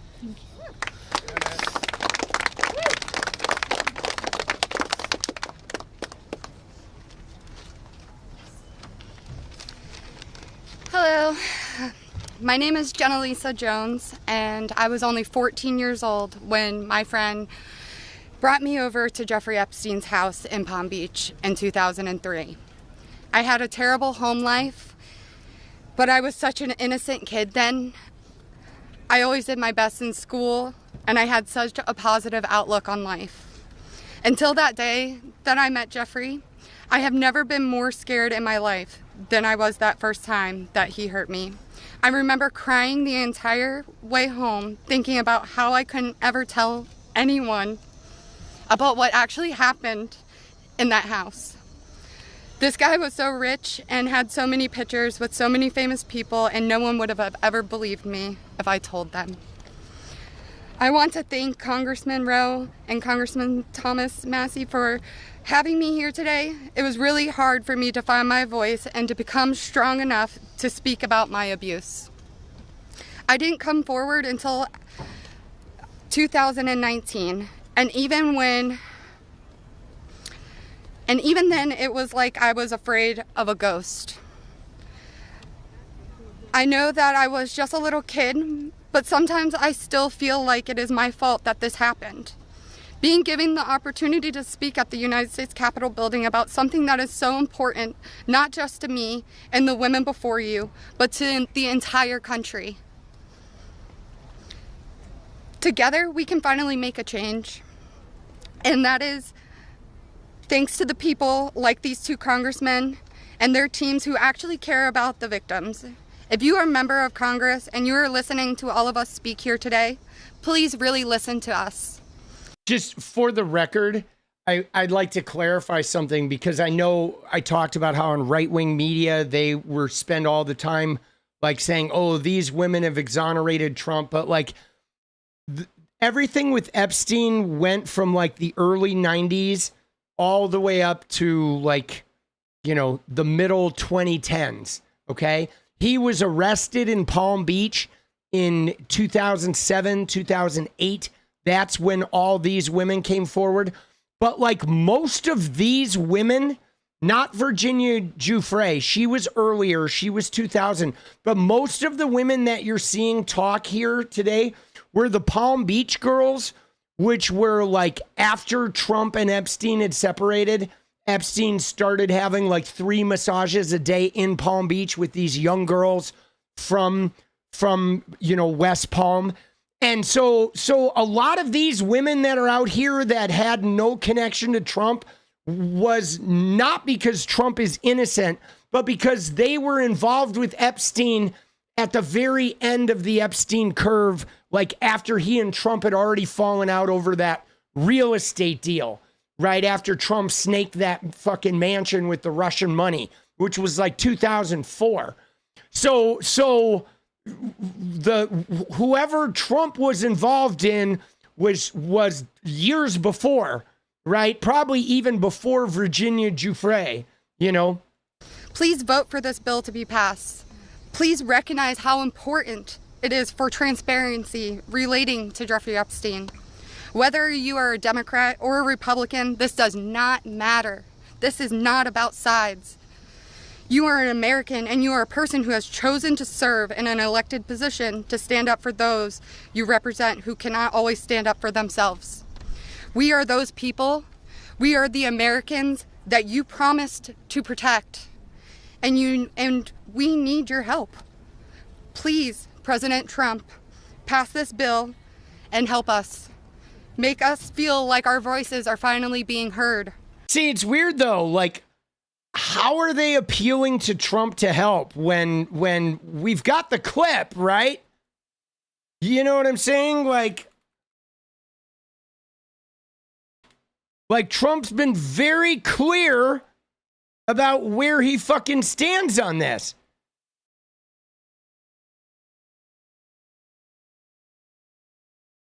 You know? Let's find the clip. Is the Justice Department protecting any friends or donors, sir? So this is a Democrat hoax that never ends.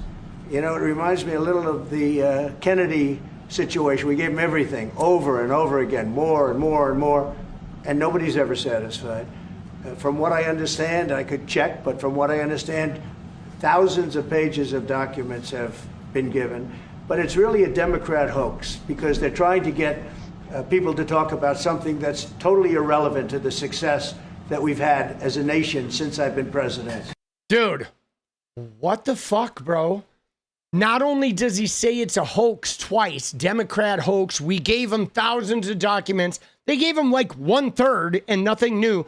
But he goes on to say they're literally wasting their time talking about something that's irrelevant to all the success that has happened since I was president.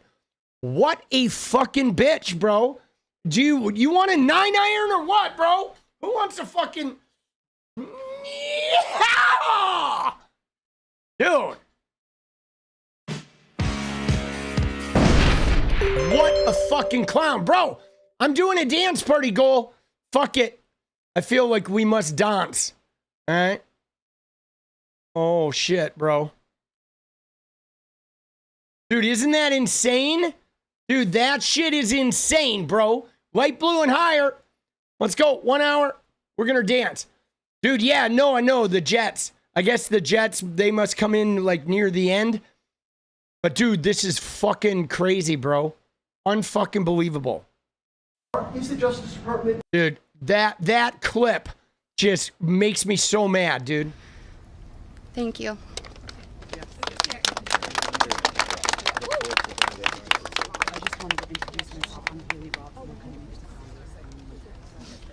Dude, 𝗙cie_𝗆𝗆, let's go, baby! Welcome to the new members! Dude, let's go! Fuck you, Trumpy! Oh, fuck you, Trumpy! Dude, what a bitch, dude.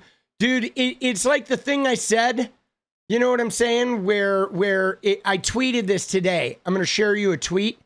So here was the tweet that I shared, which was this, right? It was this clip. All run by Democrats, or for the most... You ready? This is another clip of this. You ready? Here we go. All run by Democrats, or for the most part run by Democrats. So what they're trying to do with the Epstein hoax is get people to talk about that instead of speaking about the tremendous success like ending 7 wars. I ended 7 wars. Nobody's going to talk about because they're going to talk about the Epstein, whatever. I understand. Dude, what is he doing, bro? Gen X, let's go. I ended 7 wars. You see how angry he is? They're not talking about I ended 7 wars. I did a nice poopy. Why are they talking about all these abused girls? Dude, what a fucking clown, bro. But what I said is I was like, dude, he's calling 1,000 women being raped and abused as teens a hoax. There is no amount of pain this man could suffer that would be too much. What an absolute ghoul. And I mean, I shit you not. Dude, let's go, Les. Thank you. Dude, let's go. Jays, let's go, baby. Dude, you remember, like, dude, we could have some pipe hitting meth heads come in with like screwdrivers and go to town on Donnie here and make him suffer an incredible amount of pain, as they said in Pulp Fiction, right? With pliers and a blowtorch. And it would be deserved. You know what I'm saying? Look at the end of this. Look at this. Look at the vitriol on his face here. all run by Democrats, or for the most part run by Democrats. So what they're trying to do with the Epstein hoax is get people to talk about that instead of speaking about the tremendous success like ending 7 wars. I ended 7 wars. Nobody's going to talk about, because they're going to talk about the Epstein whatever. I understand. The Epstein whatever. No one's going to talk. Dude. Like, bro. There's no amount of suffering he could go through that I would like think, nah, that's too much. Like, he literally deserves to writhe in pain, right? And like, anybody who supports this man is a fucking scoundrel. Like, if you're a MAGA and you watch this shit, you support this rapist piece of shit. Like, nah, man. Like, there's just no way, dude. There's no way. Isn't that crazy? Like, I want to beat his ass so bad, dude. Dude, so bad. Like, so there was a time, all right? I'm going to share a little story. I'm not going to go too long. But there was a time when I lived in this apartment building. There's a section of LA called Miracle Mile. It's between Wilshire and 6th. La Brea and Fairfax. It's right by the Fairfax Farmer Market. Okay, Park La Brea, the museum, the La Brea Tar Pits, and the LA County Museum. The museum's right there. And so I lived in that neighborhood, and there was a woman in my apartment building who had gotten out of an abusive relationship with a guy. Okay, she moved away from him. She got out. She had an apartment there. This guy would show up every once in a while, okay, and try to like wrangle her back. And when that would happen, she would come and get us. There were like 3 or 4 of us in the building that were privy to her situation. So if this guy showed up, she would come and get us, and I would go in her apartment with her and just stay there until he left. So he could not be alone with her. Because of like, he would get physically abusive. And it was really weird when it would happen because he wouldn't puff up to me, but he would plead and try to negotiate to get me out of there. And he would sort of posture like he was going to like fight me or whatever. And I would just remain calm and not use any escalating language. But when I was in the room with this guy, I wanted to beat his fucking ass, like so bad, like just being in the same 10 feet of space with him, knowing what he had done to her in the past. And she was so nice. She was like such a gentle soul. But when I was around him, like I could just feel it like radiating in my body, wanting to like hurt him. You know what I'm saying? And I get that same feeling when I see Trump related to this. You know what I'm saying? Where I just want to like fucking tackle the guy and just take him down to the ground, dude. And just, he like needs an ass beating so bad, you know, that I couldn't believe that clip though, with his anger. He's angry. I'm so successful. I've done such good things and you're like ruining it all. Like worrying about 1,000 women getting abused. Like he doesn't care. These women, he gives 0 shits about them. They're like non-existent. They're like dog shit on the bottom of his fucking shoe. Like he is such a despicable, degenerate fucking person. You know what I'm saying? Yeah. What's that? Oh, let's go. Dude, I had this shirt custom made. It arrived today. Dude, I made it. Let's go. It's a custom. All right, here we go. All run by Democrats, or for the... All right, fuck you, Trumpy. Dude, I want to fucking beat his ass, bro.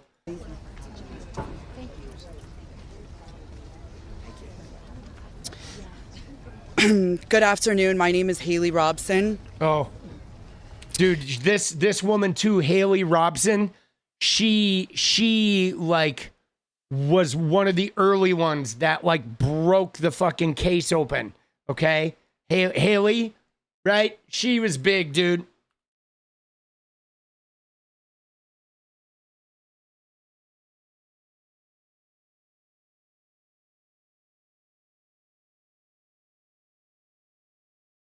Dude.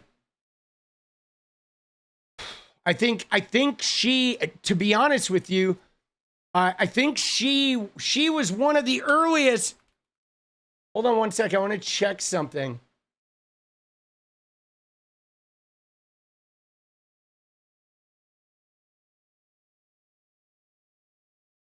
So it was 2002 when she first met him. Okay? 2002. So 2 years after Virginia. All right? That's what I wanted to clarify. She was 15, right? And she was one of the ones that like brought a lot of friends to sort of get out of the abuse. And I mean, again, we talked about this yesterday. That's how he did this. That's how he kept everyone silent, was he would abuse young women. And then after he had abused them, he would then get them to bring friends. So then they were like accomplices, and then they had that guilt ridden. But that's how they got out of being abused, was by bringing their friends. And it was like such a psychological manipulation, like so bad. I was a 16-year-old high school student athlete who made good grades and had high aspirations for college when I was recruited and asked by a classmate of mine alongside with a 20-year-old male if I wanted to give an old rich guy a massage. But what high school girl would not want to do that? That day changed my life forever. And when I got into the massage room, Jeffrey Epstein undressed and asked me to do things to him. My eyes welled up with tears, and I have never been more scared in my life. When it was over, he paid me $200 and requested in exchange that I bring a girl each time to make another $200. I told him I did not want to do that, and then he gave me an ultimatum. Either you come here and massage me when I call you, or you bring me friends of yours to massage, and I will give you $200 per girl for each time she comes. I felt and hoped to never hear from him again, but he called me every day. He was so wealthy and powerful, and he would not let me go. I felt I had no choice. If I disobeyed him, I knew something bad would happen. So knowing I did not want to be sexually abused, I started to bring him other girls from my high school, and he paid me $200 for bringing them. I just hoped each time it would be the last time. One day, the stepmom of one of the girls brought him and called the police on Jeffrey Epstein. The police then called me in for questioning. I had told them the truth despite the fact that I was a teenager and a minor, and I was able to tell the police the names of all the other victims. Dude, right? How did that come back and bite him in the ass? He forced her to bring girls, threats. You have to do this. In the end, when the cops showed up, she gave him all of the girls. Oh, you want to know who he's done this to? Let me lay it out for you. Dude, she fucking blew him up, bro. He did. He blackmailed her, but she fucking, granted, it didn't really blow him up because all the, the federal government and everything conspired against her. But the bravery, right? She fucking unloaded. She brought all the receipts. The police treated me like a criminal. I had, by this time, had turned 18. I had been with Jeffrey since I was 16 and for 2 years. So they had told me So they told me I was going to be arrested. My name was then distributed to the press as a co-conspirator of my abuser. Oh my God, dude. Who I detested. Yeah, and that was part of Epstein too. They started smearing the victims publicly. My entire world was crashing in around me. Jesus. And I started being threatened and bullied, till this day still receiving death threats. And it was, you know who was behind that, guys? You know who was behind that particular campaign of smearing the victims publicly and leaking their names and shit? It was fucking 𝗙់𝗶𝗶. That was Alan 𝗙់𝗶𝗶 that was his legal ploy, right? Isn't that fucking brutal? And we all know that he's got some history of being involved in this shit too. That's so devious, right? That's so fucking devious. I was singled out and for many years had to suffer a smear campaign of lies about me because of the way that I was portrayed by the press. The press made me out to be a predator when I was just a 16-year-old little girl who was sexually abused by a powerful man and an evil man. For years, I had no friends. My boyfriend was murdered, and there was nowhere to turn. The government, after investigating more, learned that I was true a victim, but the damage was done and it was too late. There was no way to undo the harm the press had caused me. In 2019, I met Brad Edwards and Brittany Henderson. They changed my life and they believed in me and have helped me to finally heal. Healing is a process, and I may never get there. But the passage of this bill requiring the government to produce all the evidence that it has gathered on Jeffrey Epstein and Ghislaine Maxwell is a huge component of healing for me and for the many other women who have suffered for so long. For many reasons. First, we and the rest of the world need answers. Why was he so protected? And why didn't anyone ever care to stop him? It doesn't take a brain surgeon to know that if he is spending thousands of dollars a day paying high school girls he abuses and had a lot of access to cash. I learned through my attorneys in the JP Morgan class action case that there were years when his staff withdrew over $1 million in cash a year. Was that not a big enough red flag? There were wire transfers to other victims, and the government did not protect us. The banks did not protect us. So lift the curtain on these files and be transparent. Every single time a new conspiracy gets circulated in the media, whether he is still alive, what powerful person had him murdered, who was on the Epstein client list, and there are names going around on TikTok and Instagram, we, the survivors, are suffering severely. We take our kids to school and everyone is talking about it. We can't read the news or do anything without hearing crazy stories that are only able to live on because the government continues to hide the evidence and the truth. So people just make up stories. Those stories hurt. They hurt real people who have already been hurt. And we have lost so many Epstein victims to suicide, and maintaining the real truth in secrecy only allows for conspiracy theorists to tell lies that drives up our anxiety and fears and will continue to lead to more pain, more suffering, and honestly, more deaths of innocent victims. It's time you do is right by us.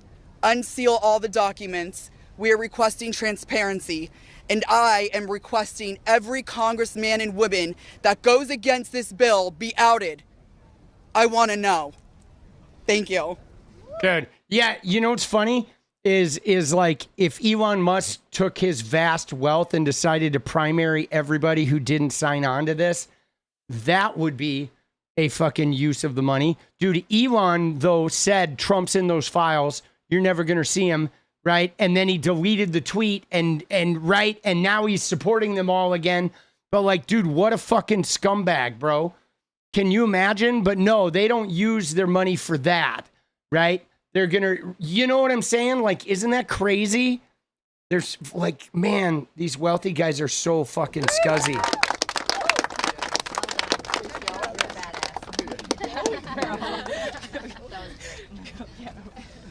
Tear into the press and tear into Congress. Hi there, my name is Lisa Phillips, and I'm the host of a award-nominated podcast called From Now On, a platform supporting survivors. I want to thank all of my survivor sisters who came before me today. I'll be very short. In the year 2000, I was taken to Jeffrey Epstein's island while on a photo shoot on a nearby island. Who I saw and what I experienced there was a glimpse into a very dark and disturbing world. For years after, I tried to avoid Jeffrey, but he had introduced me to Katie Ford, the owner of the Ford Modeling Agency.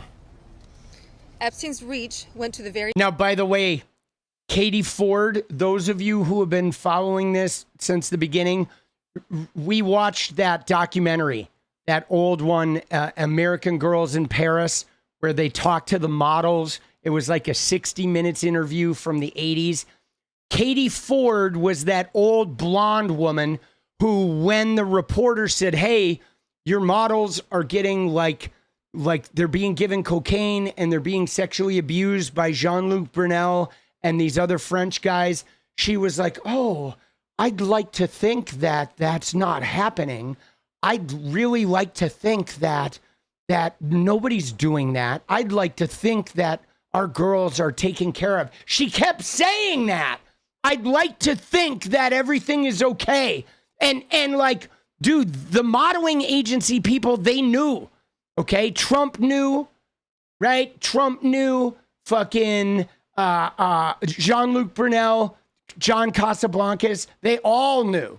Okay, they all fucking knew. It was like all that behavior was fucking, you know what I'm saying? Dude, nobody fucking cares with your fucking crybaby shit.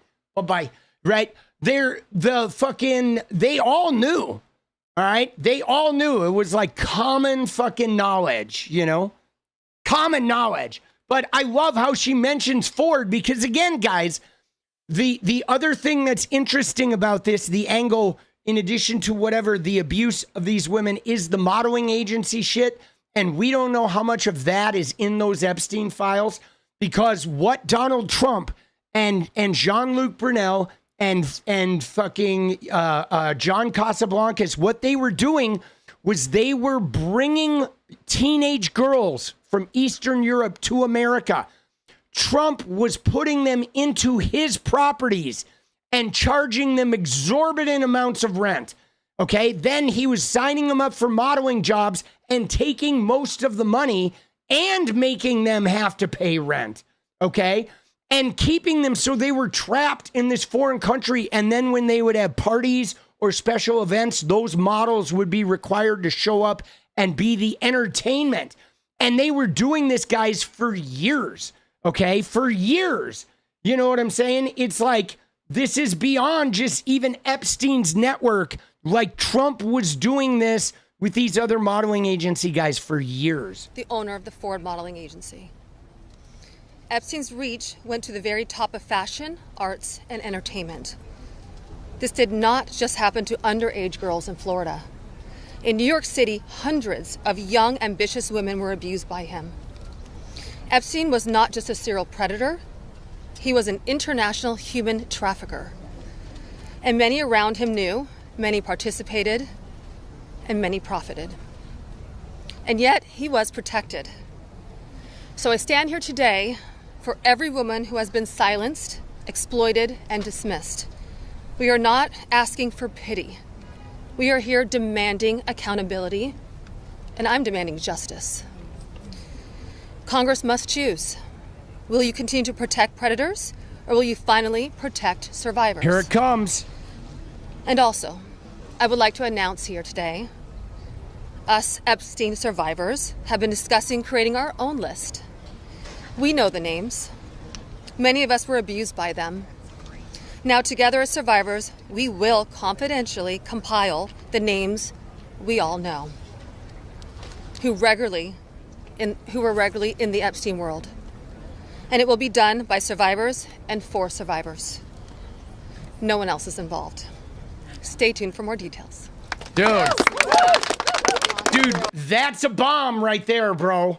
Right? She's like, all right, you don't want to do it? Fine. We will release the list. We will name names, right? We will name names. Guys, we're almost there, dude. 38 minutes. Let's go. We're killing it. Let's go, baby. Oh, Lord. Oh, Lord. Dude, it's nuts. Dude, I like that, though. I like that energy. I'm telling you, the survivors, they've been chasing this for 20 years, right? You know what I'm saying? You think you blocked that person? Yeah, I just unloaded them, whatever. They were squawking, right? They're like, you're a fraud.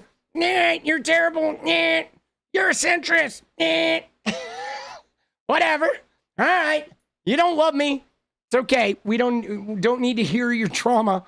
I do have a good number of a therapist, though. I'll put it in Discord. If you want to fucking join the Discord, I'll give you a good therapist. Right? Let's go.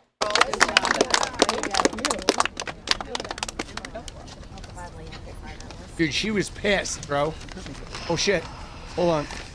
I clicked the wrong button. Hold on one sec. There we go. That was the wrong button. There we go. That was the right button. My bad, dude. Sorry, guys. Oh, Lord. Lord have mercy.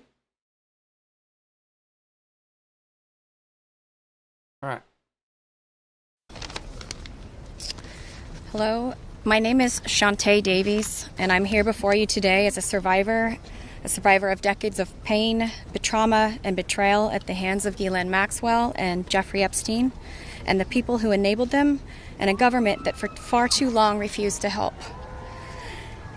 See, that's another thing. I'm glad she used the word enabling, because this is another thing that, like I've said before, I don't know if there's going to be a smoking gun on Trump abusing girls. Okay? I don't know if we'll ever get that. Dude, Golding, let's go. Yeah, Shredder, this is your friend. So I don't know if we're ever going to get the smoking gun on the abuse that Trump committed. But one thing I know that is in there, is enough evidence that Trump knew about this, that he knew it, that he enabled it, that he allowed it, that he profited from it, that he contributed to opening doorways for Epstein and connections for Epstein, right? That he was deeply entangled with it, and probably some information on his own con of the trafficking of the Eastern European girls and the money scams, which were highly illegal, by the way. He was basically extorting teenage girls from Eastern Europe, and they were working here illegally, and he was, right? All kinds of illegal immigration law breaking stuff was going on, right? And all of that is in there. And that's enough alone to sink him, to just destroy all of his credibility. Let's go, Scorpion. Let's go, guys. All right, 2 more. We're going to get it. Was Melania one of the women trafficked? No, I don't think Melania was trafficked. I don't think she was. I think she was like passed around in that world. I think she was a very ambitious young woman who was like navigating the men with power. Okay. But she was not, she had a little bit more agency than those other women did. She was not brought over and trapped in like a high priced apartment or shit like that. Okay. No, she was more, came over here, got into that network and started trying to like climb the power ladder among those guys, like finding out who was the most powerful. And I mean, ultimately, who did she end up marrying?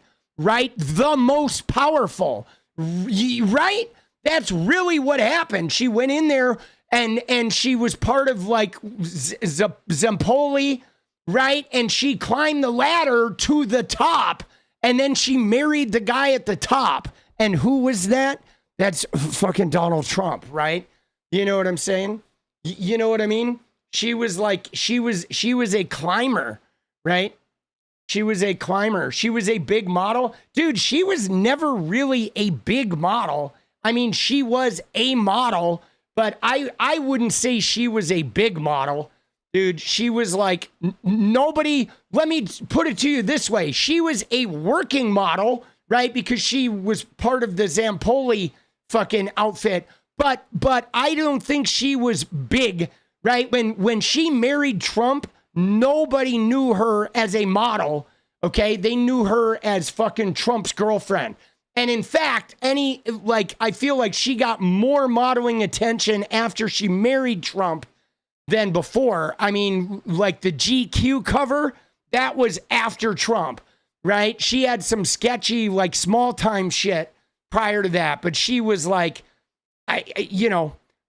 she was a model, but she was a model like 10,000 other women are a model that were relatively unknown. Like her big claim to fame was marrying Trump, I think. Them and a government that for far too long refused to help. In 2002, I was living in California, a young woman with high aspirations of becoming an actress. I was already beginning to make a name for myself in the industry.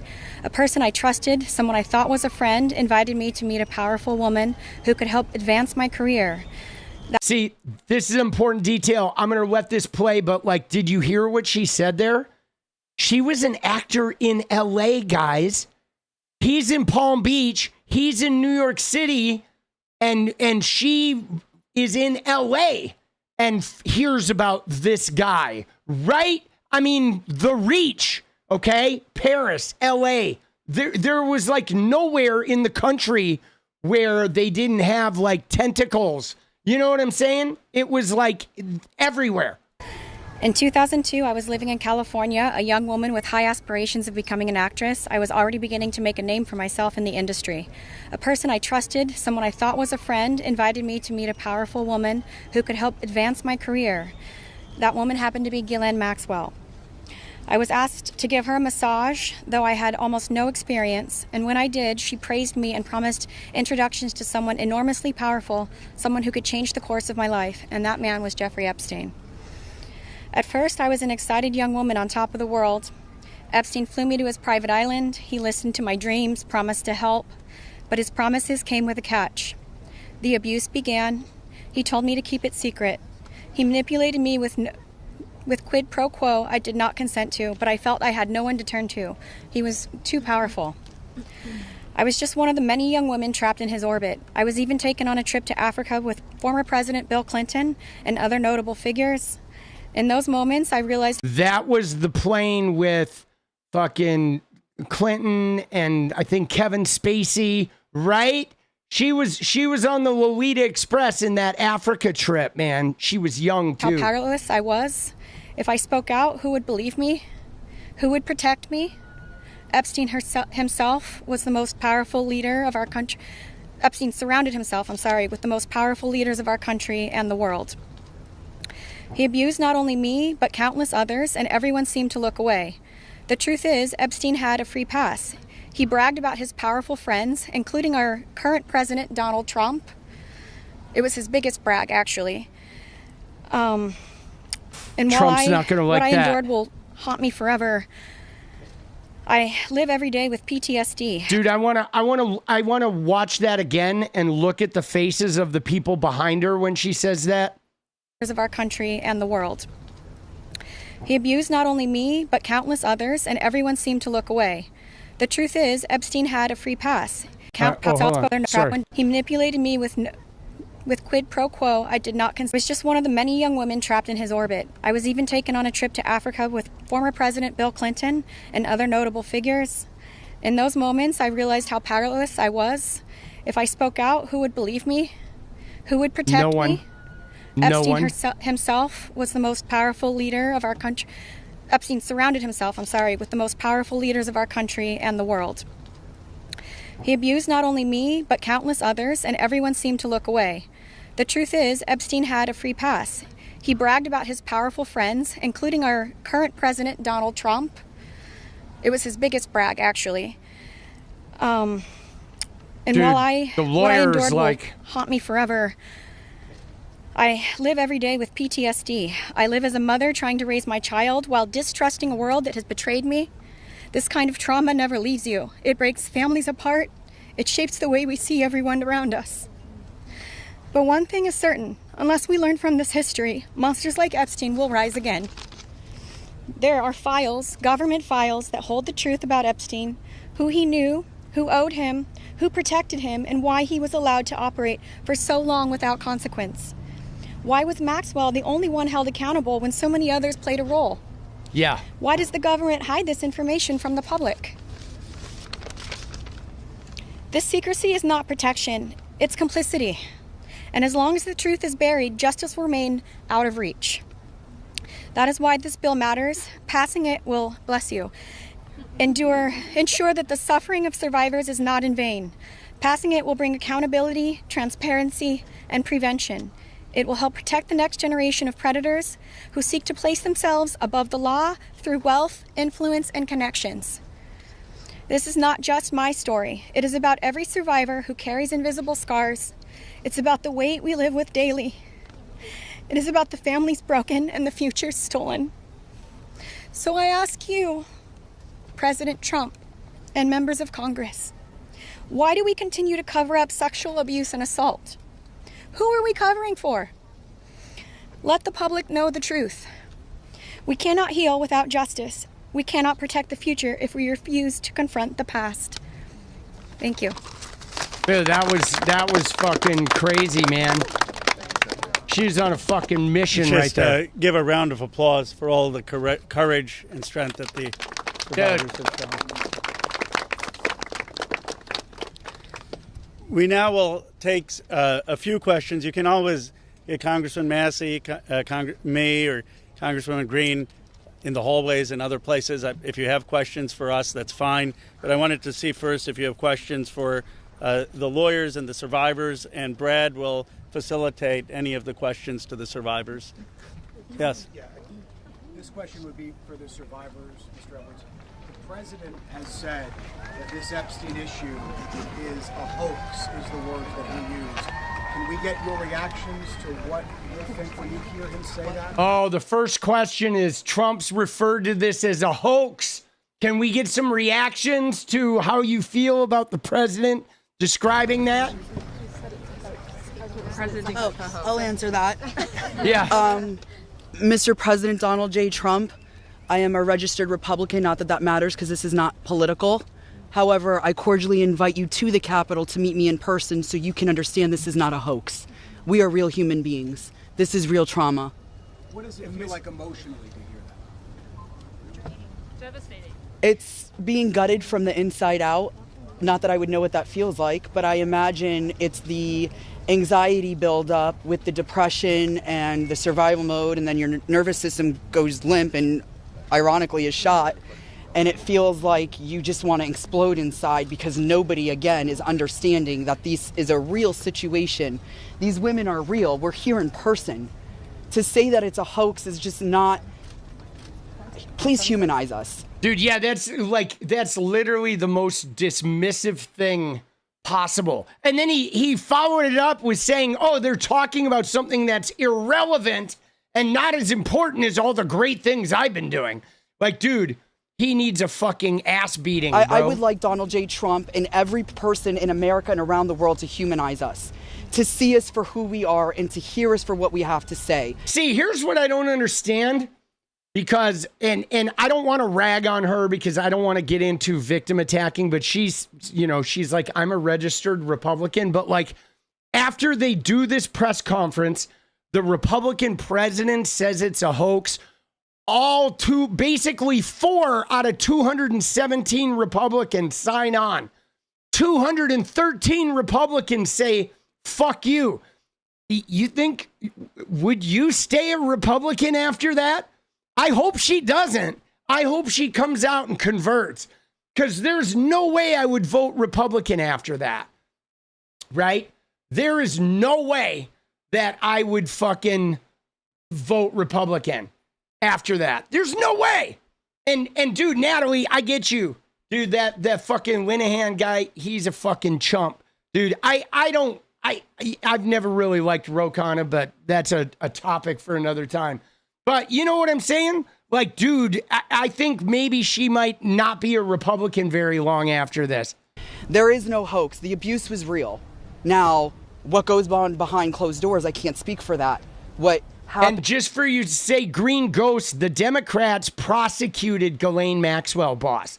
When you say the Dems didn't even bring it up, the reason why Ghislaine Maxwell's in prison is because of the fucking Democrats, bro. They're literally the ones who prosecuted her, okay? So don't say the Democrats didn't do anything. They prosecuted her. Now, they didn't release shit after they prosecuted her, but she had active fucking appeals going, okay? So, but like Maureen Comey and Biden's Justice Department were the people that put Ghislaine in prison, okay? It was 2 fucking years they spent on her. So don't take that away from the Democrats. All right, the fact that they arranged that entire case and fucking secured a verdict, okay? Don't forget that, okay? What did Trump do? Trump, like, murdered him and then swept everything under the rug, bro. You know? And yes, they also don't weaponize it. They don't. The DOJ was its own thing. You know what I'm saying? Around the world politically, I cannot speak for that. But I am here with all of these women, including our attorneys. And I would be more than happy to meet with him, and I will meet him halfway. Ms. Edwards, I wonder if any of the victims could respond to the news from recently about Ghislaine Maxwell being transferred to a lower security prison in the aftermath speaking to talk about. You want that one? There you go. About her Ghislaine transfer getting to Oh, yeah. I'm happy to speak to that. We were horrified to learn that she had been transferred to a prison camp. She is someone who was found guilty by a jury of sex trafficking.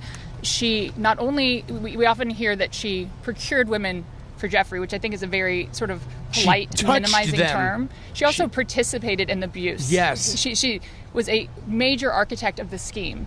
And the fact that she has painted herself as a victim, I think is disgusting. And it was horrifying, brutal. I think, to us that we were not told about her prison transfer. We found out about it in the news. Oh my God. Dude, that's so crazy. Again, they didn't even tell the lawyers. They opened up a paper one morning to find out that she got transferred to summer camp. And then next thing you know, they're hearing her voice with all those recordings all over the news. It's brutal. 1 minute, I think Anushka maybe has mentioned. So, Aniska DiGiorgio, I testified alongside Annie at the trial of Ghislaine Maxwell. I was horrified when I found out not only had Ghislaine Maxwell been transferred to what's called a low security. It's really is like a holiday camp, and then afterwards I got a notification from the Department of Justice telling me that this was going to happen, when it had already happened. This woman abused children.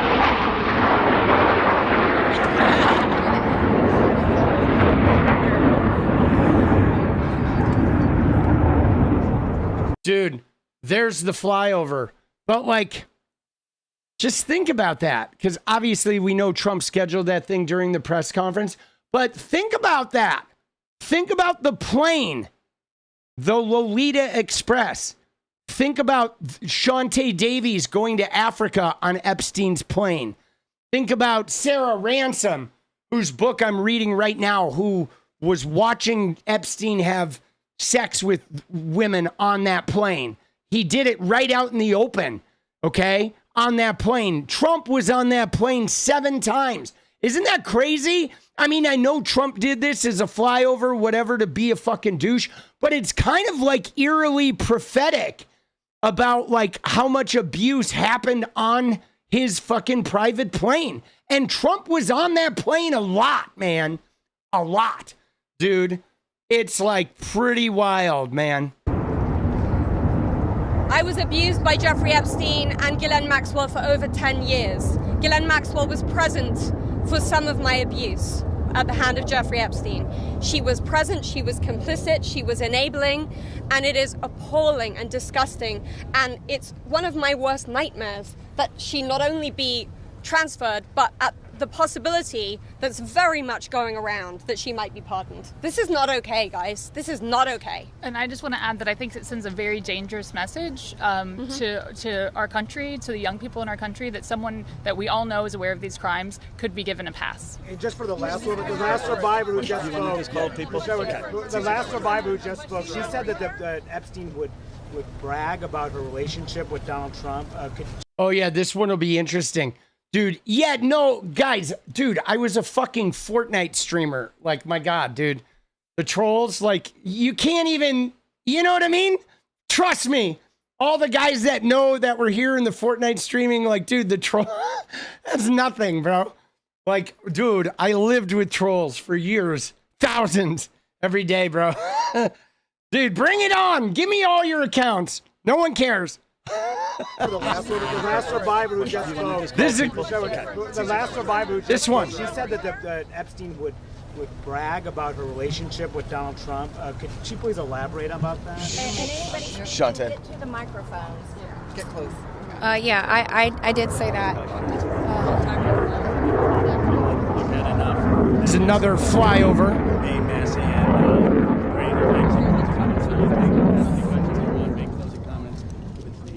My first trip to the Palm Beach residence, I drove there from the airport with Ghislaine Maxwell, and Jeffrey and Ghislaine were always very boastful about their friends, their famous or powerful friends, and his biggest brag forever was that he was very good friends with Donald Trump. He had an 8x10 framed picture of him on his desk. with the two of them. Like, they were very close. Dude, an 8x10. He had a framed picture of them on his desk, bro. Jesus. Go ahead. What? One second. For this client list that you ladies are putting together, you said it would be confidential, but will the public, could you clarify, will the public get to see that list? So, Lisa, what's your envision here? Is it going to go to the public or just amongst the survivors? No, we're reaching out to survivors that are scared. So come on up. We're reaching out to survivors that are scared to come forward and that also know who they were trafficked to. So that's the list that we're compiling. And we're not quite sure, how we're going to release that, or even if we're going to, the Department of Justice needs to release the list. Right, yes. For folks at home, they might be confused. The survivors know the names. You've seen these powerful people. Why can't you say the names? Could you just explain? Why do we have to say the names when the government knows the names? And we're also scared to do so. Look what's happened to so many of the survivors that have revealed names. Yeah. I find it about they're dead, right? How many people attached to this case are dead? Trump's wife, Ivana, right? Virginia Giuffre, right? The fucking Roy Black, right? Isn't that his name, the lawyer? There's another model. I'm forgetting her name. Dude, there's like a half a dozen or a dozen people that are dead connected to this shit.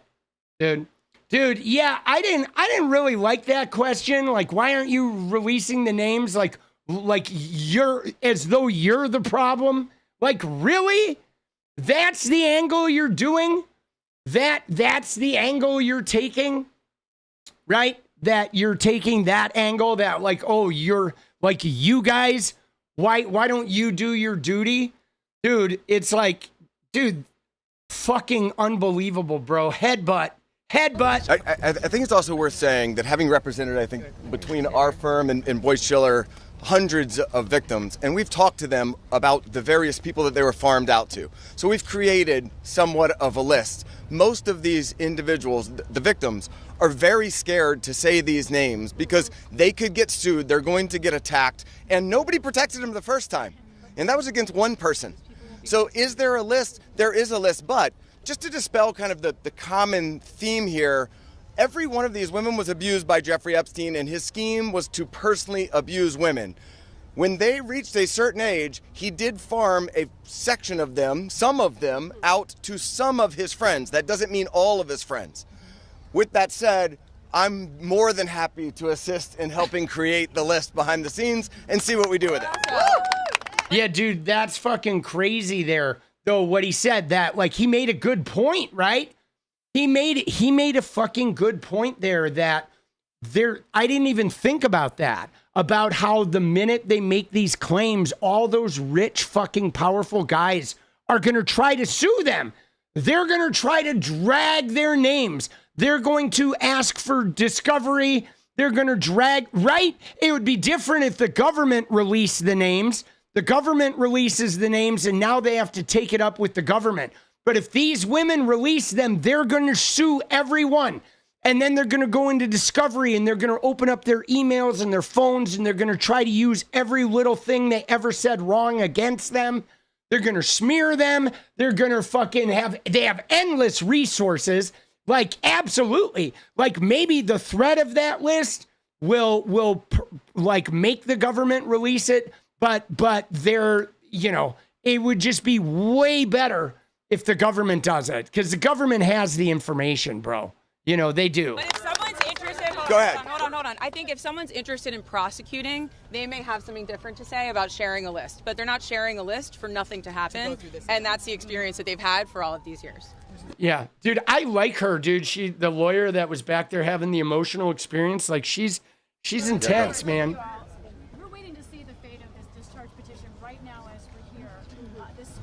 And others have said that the people he met with yesterday had concerns about your names being released. Replay that last bit. What bit?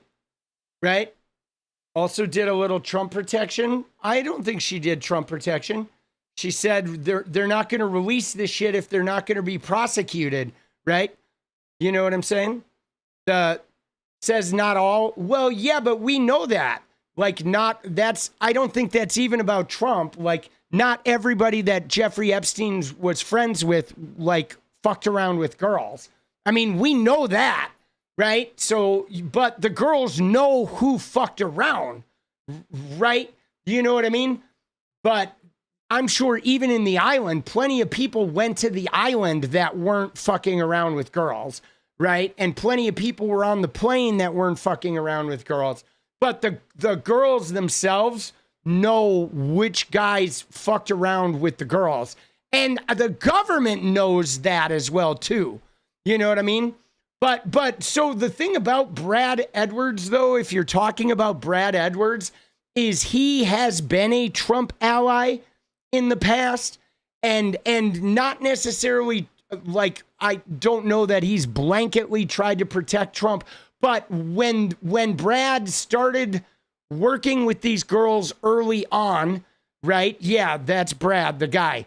Brad was like, Trump worked with Brad he was very open when Brad first started investigating this. So Brad does have a favorable view of Donald Trump, because when he started investigating in Palm Beach and defending these women, Trump was like, yeah, I'll help you out. He replied to the call.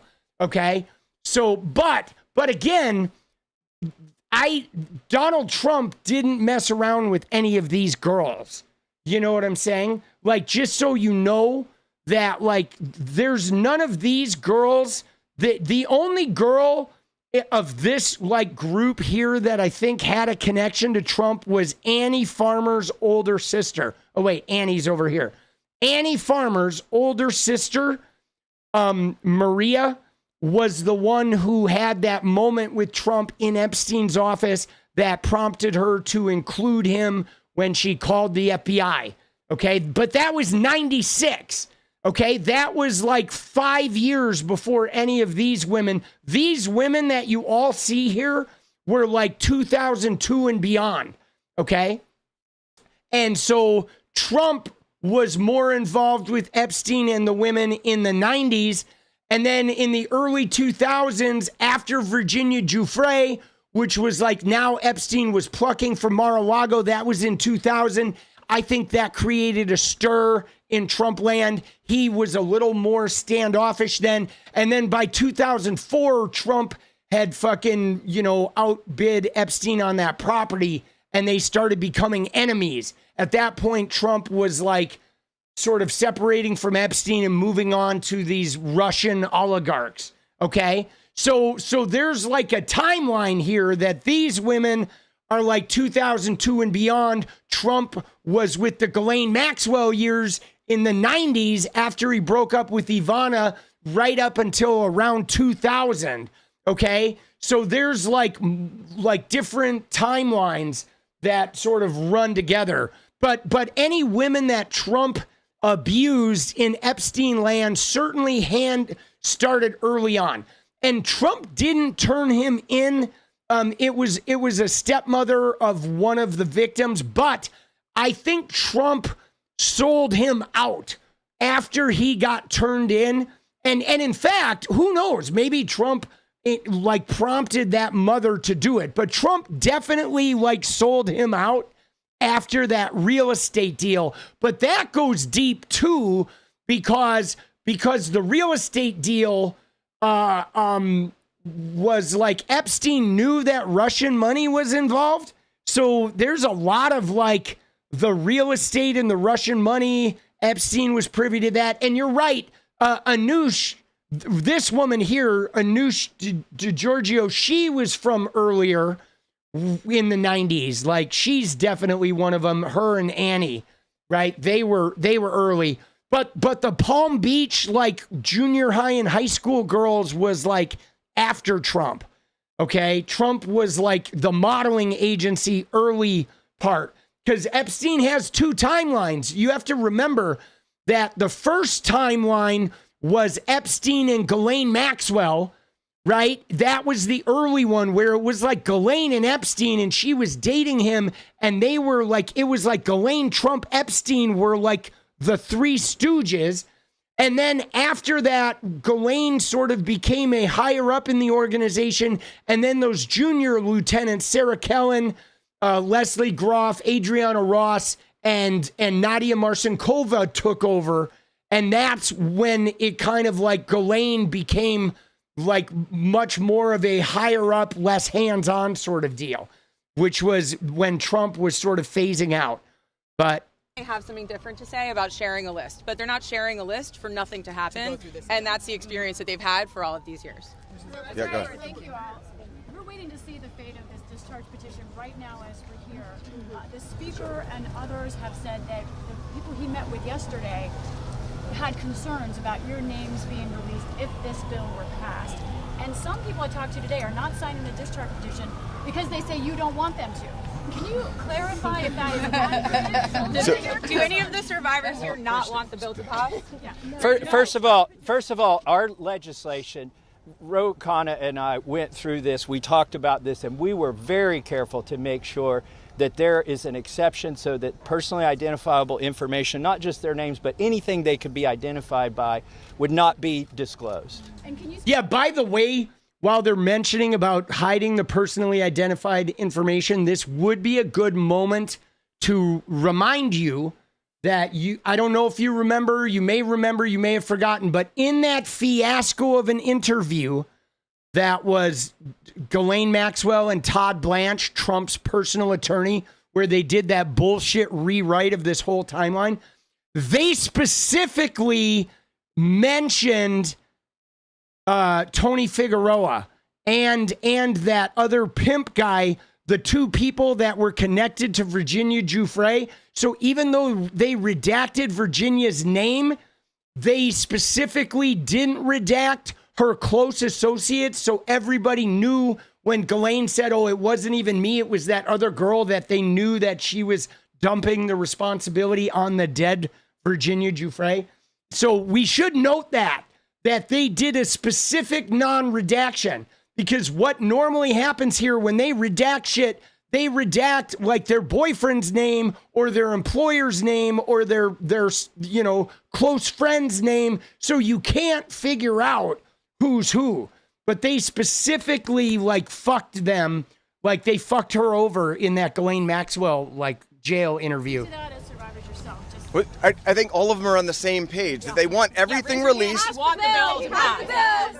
Yes, they unequivocally redact personally identifying information and release everything else. Mr. Edwards. Okay.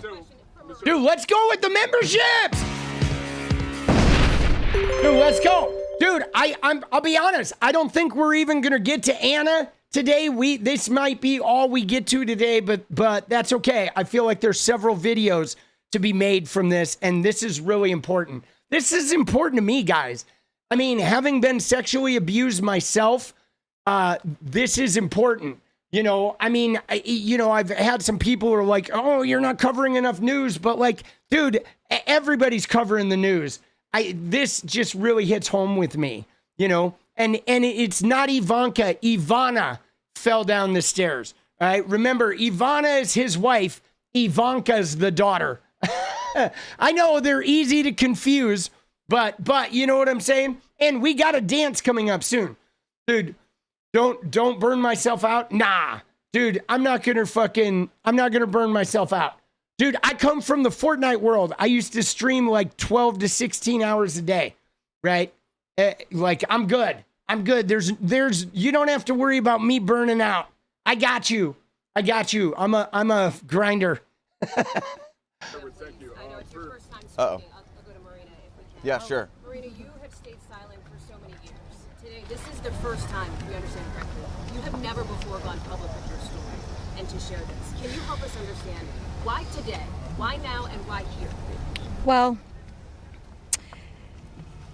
it is not okay for us to be silenced, and it's not okay for Jeffrey Epstein and everybody else to be put on a pedestal.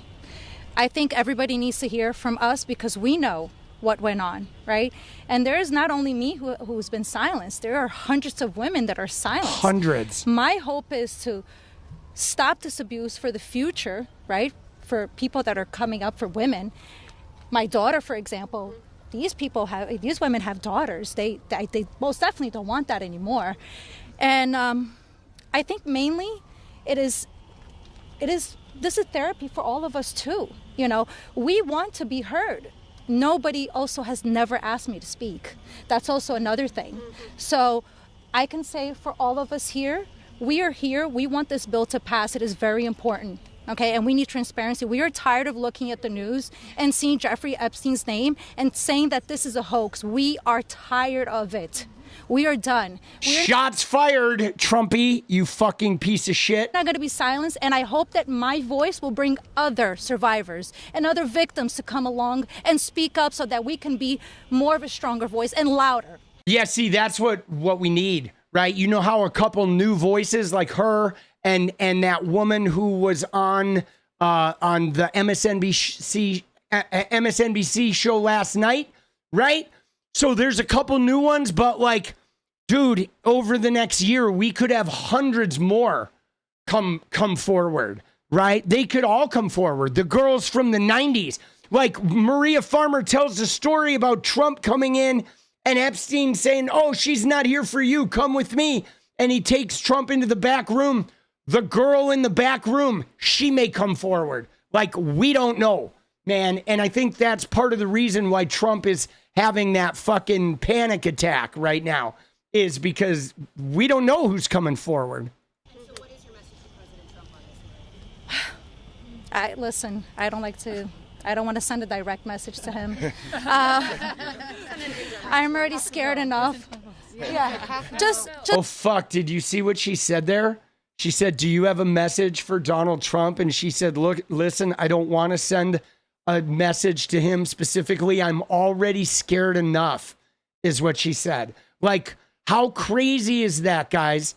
Think about this. The president of the United States, the most powerful man in the world, who has the power to, like, help these women, and she's afraid to, like, enlist his help. She is afraid. I'm scared enough already, so I don't even want to say anything to him personally. I mean, that might be the most damning fucking thing I've heard in this whole thing. Like, we're going back. Jesus. Tired of it. We are done. We're not going to be silenced, and I hope that my voice will bring other survivors and other victims to come along and speak up so that we can be more of a stronger voice and louder. And so what is your message to President Trump on this? Listen, I don't want to send a direct message to him. I'm already scared enough. Yeah. Just pass the vote. Listen to us. This is not a hoax. Like, it's not going to go away. And like I said on my speech earlier, we're not going to be silenced anymore. We will be speaking moving forward wherever we need to be. Let's go. We will be, and we need to pass this. Dude, press conference every time he has a big moment. Let's have some victims, right? Let's have some Epstein survivors. I'm sorry. I want to refer to them more as survivors. Every time Trump has a big press conference, let's have a group of survivors open up for him, like an opening band on the Trump tour. Fuck you, Trumpy. But dude, I feel like what they said right there was the most, what she just said there is the most damning thing the whole time. How she's already scared enough. She's too afraid to, like, ask the president for help. Go ahead. Thank you, sir. Jordan Conrad's 𝗙𝗍𝗍. For years, we've heard that there's an Epstein client list or some kind of list. And now we hear from DOJ that there's no list. Question for all the victims. What do you guys think? I know you're working on your own list, but do you believe that Jeffrey Epstein had a list? Yeah. So there's not a list. Yeah. So here's what it was. Just like you heard everybody today, Jeffrey Epstein created through an organization that of enablers, of people that were on his payroll. It was a complicated scheme where others should still be investigated because they helped to enable him and operate this scheme. Yeah, like those girls like Sarah Kellen, Leslie Groff, Adriana Ross, and fucking Nadia Marcinkova. Those women need to be, like, prosecuted. And it was like a terror cell, right? Like a terrorist cell where there were just groups of people. Without those people, he could not have done this. But the purpose was for him to personally abuse people. With that being said, certain of his friends he farmed out certain of the women that he was exploiting too. But that wasn't the primary purpose of that scheme. And I don't think he wrote the names of those people down. There's not a list of, hey, here's all of the people that I sent females to. That's just not how that organization worked. Mr. Edwards, agreed? Is there any evidence that Jeffrey Epstein was involved with or tied to the CIA or a foreign intelligence operation? I think that the safest thing for me to say is all files should come out, whether it is for this with the CIA, FinCEN, SEC, FBI. I'm not just making these up haphazardly. I'm giving you a roadmap where to look. Dude, wow. Dude, I just got so, like, goosebumps. Did you hear what he said? Right? He fucking said, like, the safest thing I can say, and then he mentioned the CIA, he mentioned FinCEN, and he mentioned the SEC, the Securities Exchange Commission, like, and then he followed it up, you know what I'm saying? He followed it up with literally the fucking, right? He followed it up with literally saying, hey, by the way, I didn't just say those randomly. You know what I'm saying? I didn't just say them randomly, but I actually said them for a reason, right? You know what I mean? Isn't that crazy? Oops. I'm sorry. I think I fucking hid somebody. I think I accidentally hid. I'm sorry, JC. That was my bad. I think I fucked up there. My bad. Dude, let's watch that again. That was pretty damning right there. Evidence that Jeffrey Epstein was involved. That's just not, there's not a list of, hey, here's all of the people that I sent females to. I mean, there is a list. Like, they could pull all the fucking people out and develop a list. But he didn't have, like, a piece of paper fucking pinned to the wall that had, like, oh, hey, guys, I'm farming women out to. Right? But the fucking, the agencies he named are super specific. That's just not how that organization worked. Mr. Edwards, agreed? Is there any evidence that Jeffrey Epstein was involved with or tied to the CIA or a foreign intelligence operation? I think that the safest thing for me to say is all files should come out, whether it is for this with the CIA, FinCEN, SEC, FBI. I'm not just making these up haphazardly. I'm giving you a roadmap where to look. Jesus. Dude, what is FinCEN, right? FinCEN is the Department of the Treasury, right? Like, dude, the Financial Crimes Enforcement Network. It's a bureau that collects and analyzes information about financial transactions to combat domestic and international money laundering and terrorist financing. So FinCEN, the financial crimes, that international money laundering, the Securities Exchange Commission, the FBI, the CIA, like, yikes, bro. That is like... Go ahead.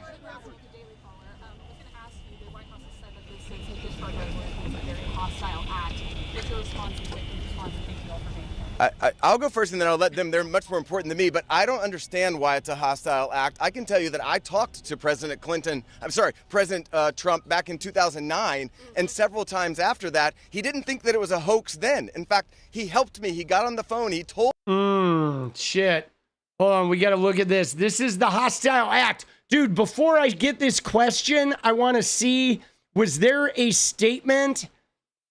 Did Trump actually say this, or was it a quote? Right? Okay. So, a White House official, any Republican who signs Thomas Massey's discharge petition on the Epstein files will be seen as committing a hostile act against the Trump admin, per White House official. Like, bro... You know what I'm saying? Like, what the fuck? Right?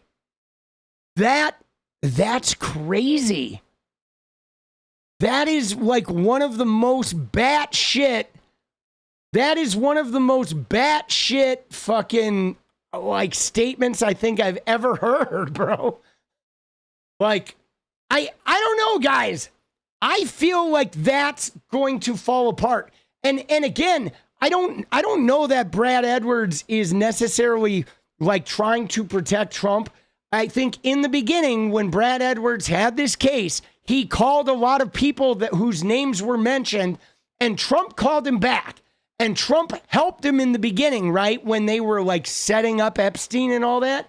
But now, like I think Brad putting out that like, hey man, he was helping me 10 years ago, and now he's saying it a hoax. I think that actually makes Trump look really bad, especially when combined with this fucking statement here, which is absolutely batshit, right? I mean, it's batshit because, like, why would you make a statement like this? And why would you go from helping to now it's a hoax unless you have something really, like, huge that you're hiding? And seeing his statement earlier of that, oh, the Democrats made this up. I mean, it's not making Trump look good, bro, right? It's not making Trump look good. But it doesn't say which White House official says that, okay? That's what we don't know, right? And what does he say here? You'll get the number of signatures you need.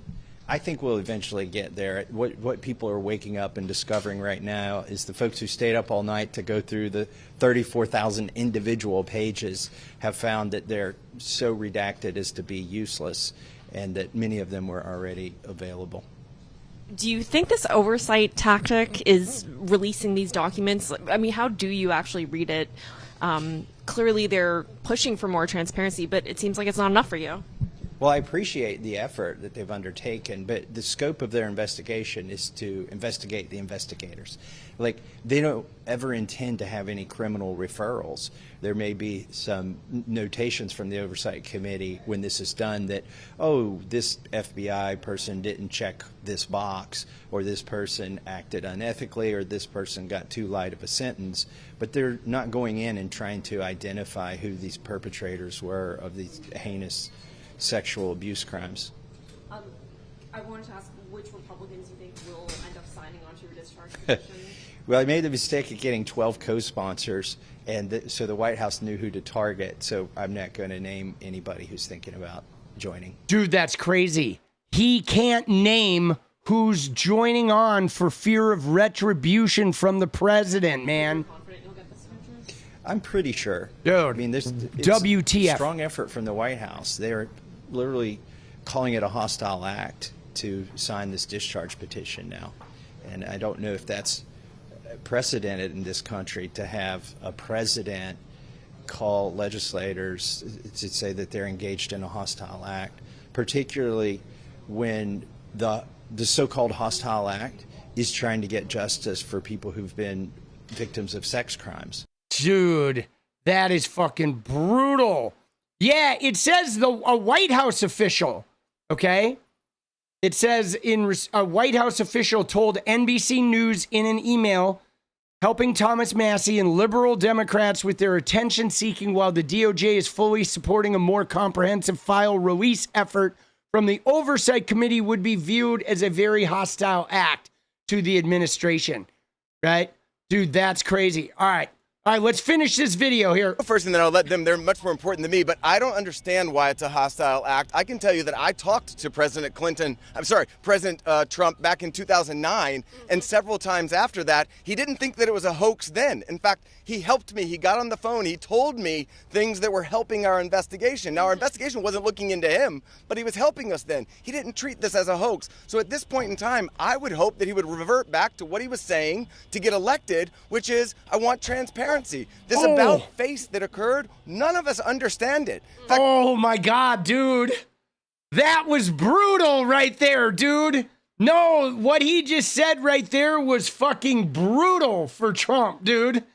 Brutal. At this point in time, I would hope that he would revert back to what he was saying to get elected, which is, I want transparency. Yeah, to revert back to what he was saying to get elected. Oh, fuck, dude. He just threw Trump under the bus. This about face that occurred, none of us understand it. In fact, I don't understand how this is an issue that's even up for debate. How do you not stand behind these women after you've heard their stories and know that hundreds of them were abused, and it was only because files are being kept in secrecy? The world should know who he is, who protected him, and the other people that are out there to be investigated need to be investigated. Sir, Good. Are there any people who are currently serving in government who are named, who you know of, are in these files, who you had relations with, anything of that sort, who Jeffrey Epstein connected you with? Are you willing to say yes or no? I don't think I can answer that. Dude, that was tough. Is there anybody who's currently in government whose name is in there that you can talk about? And he's like, I don't think I can answer that. Yeah, well, we know Trump is all over the files, guys. We don't know why. We don't know what's in there, but we know they had 1,000 FBI agents looking for Trump shit. They did that for 2 weeks in the month of May. And immediately following that, Kash Patel and Dan Bongino started doing a PR tour to Reagan, to Rogan, to Maria Bartiromo saying, hey, yep, nothing's in there. Case closed. He killed himself. It's all over. We have right? Pam Bondi's like, we're done here. And it was immediately following those FBI agents fucking going in there and fucking looking for Trump's name. Did they permanently alter them? See, now I know people have talked about this, guys. Let me just tell you this. I don't think they can alter them. Okay. And here's why, guys. Okay. Here's why I don't think they can alter them. Because the files are it's not a contiguous document, right? So think about writers when they're writing a TV series and you're trying to manage what 10 characters said over a 10 episode season, how hard it is for a writer's room to manage making sure everything fits together. The thing about this is there are 100,000 pages of shit from 1,000 different victims that all tie together in really bizarre and minuscule ways where it would literally, I think, take them 10 years of some of the best Hollywood fucking screenwriters on the planet to be able to modify them in a way that wouldn't fucking conflict with the victim's experience, right? You know what I mean? Because this thing is like a web that is so many people that if they pulled something out, it's going to affect every other piece in the fucking chain. You know what I mean? I don't think it would be possible, short of just getting rid of all of it, because it's not one contiguous document. It is 100,000 interlocking documents with bits and pieces from thousands of different people, right? So I think there's a safety valve there that I don't think they could just scrub it, which is part of the reason why they're just holding it, I think. You know what I mean? Right? I mean, it's fucked up, bro. Sorry.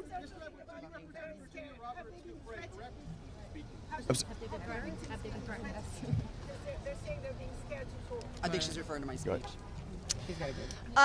Hi, Anushka DiGiorgio. I have been threatened.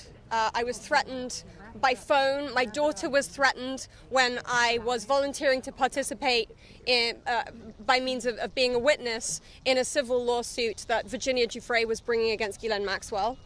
That lawsuit was in 2016, by the way. That was the first one that kicked it off. I have been followed. I have been stalked. I have been followed not only by journalists, but by people who do not get out of the car and do not try and talk to me and just drive behind me as I drive my daughter to school. So the fear is very real for us. I have also been in multiple situations with both Jeffrey Epstein and Ghislaine Maxwell where they have been direct and indirect about implying and saying that if I was to talk, if I was to bring any kind of trouble, then there would be severe consequence, including death. Yeah, I mean, there's like the Virginia thing is hard because like I don't know, man. I think the chances of her having been killed are huge. I could see, like, obviously, I could see the suicide thing too, though, with the, you know, her being crestfallen when, like, when did it happen?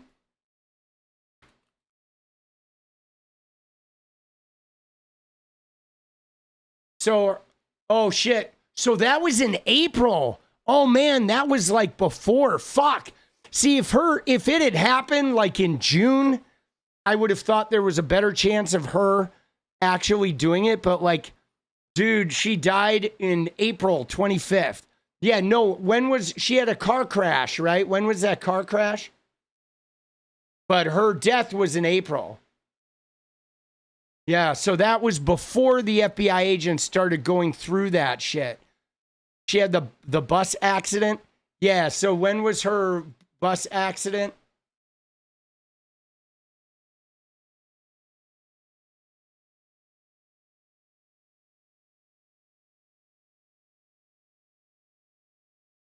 Yeah, the him sending the investigators on the 𝗙rie show, that was about Katie Johnson. So, it was late March. So she posted on Instagram in late March about being seriously injured by a school bus, having only days to live. Right? So I'm confused. Oh, her car was hit by a school bus in rural Australia in March. And then she suffered kidney failure and had days to live. Police disputed the severity of the crash. She was admitted to the hospital. Her fucking treatment, her condition worsened. And then on April 25th, a month later, she like supposedly took her own life. Yeah, we might have to do a whole show on that, right? We may have to look into that. Let me research that for about a week, and then we might have to do a whole episode where we just look at her. I mean, her story, I feel like deserves a lot of, I feel sad because I kind of lost her in the mix, right? I feel like once, Trump started campaigning on this, I sort of lost her in the mix. I feel like she sort of fell, I don't know, you know what I mean? And it may have happened with a lot of people, you know what I'm saying? All that fighting, then just give up, hard to believe. Yeah, it is. But one thing, though, that I want you guys to understand, and I'm not saying that it wasn't like foul play, because it very well could have, but as any of the women here would tell you, that, like, I think most of these women have tried to take their own life.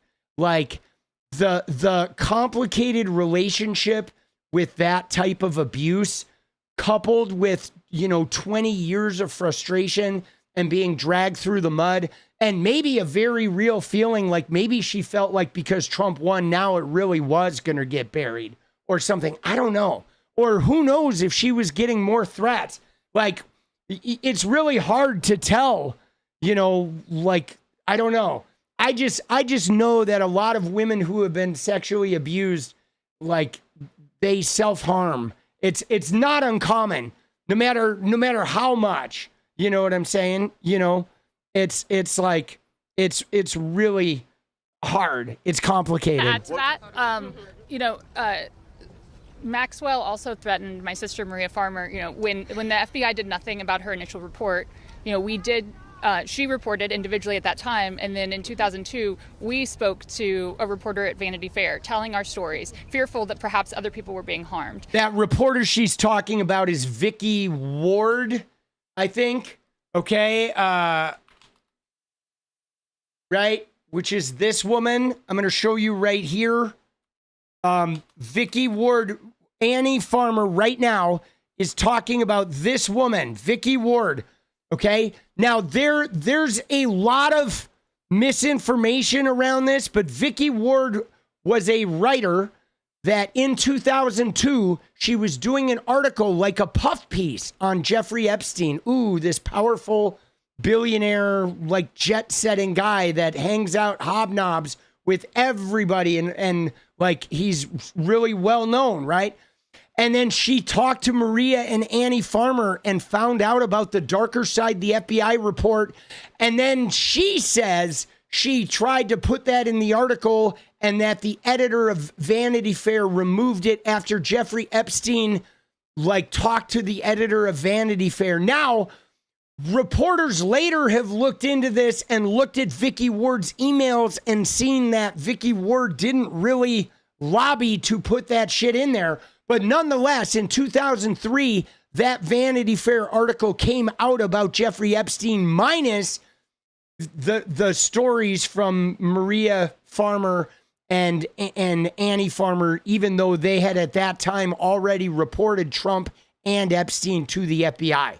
And now it's interesting, too, that like one thing I'd like to notice is Annie Farmer has talked about her sister reporting Epstein to the FBI, but she did not mention Trump.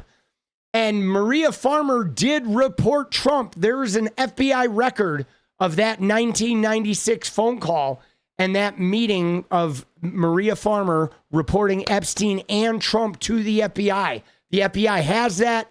It exists. It is documented, but it's weird to me that Annie Farmer has not mentioned Trump's name because he was in that report.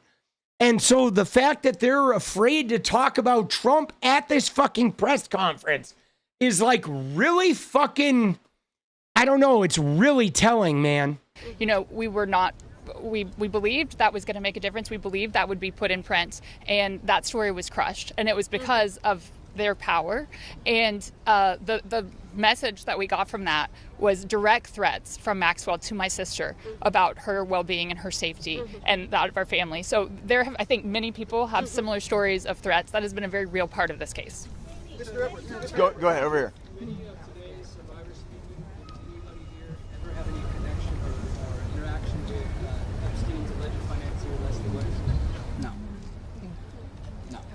Nope. Do you want to address that, I just want to say it. All right. So, dude, I got to pause there, though. We're going to watch the rest of this tomorrow. We're going to cover the end of this tomorrow. I don't think there's going to be another new drop. Dude, so much shit.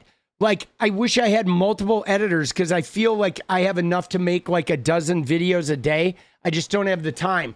But I do have to go make videos now. It is 2:30. We have a dance coming. We have the dance party. All right. We're going to dance. I feel like we hit some really important meat here. It is dangerous to name names.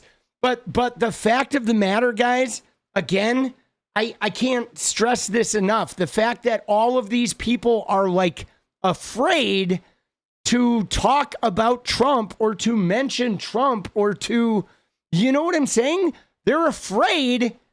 That's weird. They're talking about how they get threats and they're afraid to like ask the president to release this shit.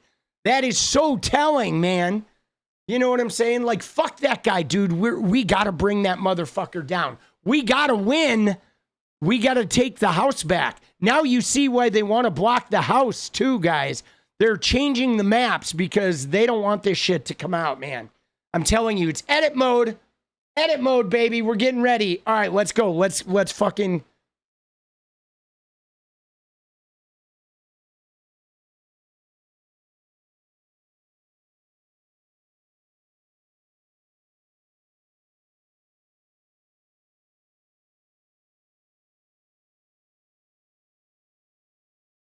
Oh, yeah, baby. Oh, yeah. We're going to, little deja vu. Our favorite little Stefan Karlin, our favorite little Swedish fucking artist. I love this song. Let's go, baby. You guys ready? Are you ready? Let's get our groove on, baby. Oh, yeah. Here we go. Thank you, guys. Well, I want to give a shout out before we go. I have to give a shout out. Dude, the memberships. let me take a minute here to give some shout outs, because tonight was nuts. Okay. So we got, okay, I'm going to go through. We got 𝗙cie_𝗠𝗆, who gifted like 10 memberships gifted from 𝗙cie_𝗠𝗆. Okay, we had Green Ghost with a membership. Then we had Willem and Nicole and KD and Miss Natty, Scorpion, DB Golding. Scorpion did multiples. Anya, Jay's, Les, Gen X. Okay, Anya did multiples. Oh my God, 𝗙cie_𝗠𝗆 had 15 memberships, 5 more from earlier. Then we had Penguin, Long Ears, Paige Larson, and Pitchfork with 5 gifteds. Cajun Spice Woman fucking threw in $50 from Cajun Spice Woman, and then Big Feldy and Waffles. An insane group of donos and fucking craziness tonight. Let's fucking go, baby. Let's go, dude. We're gonna fucking dance it up now. Oh, let's bust it out. Oh.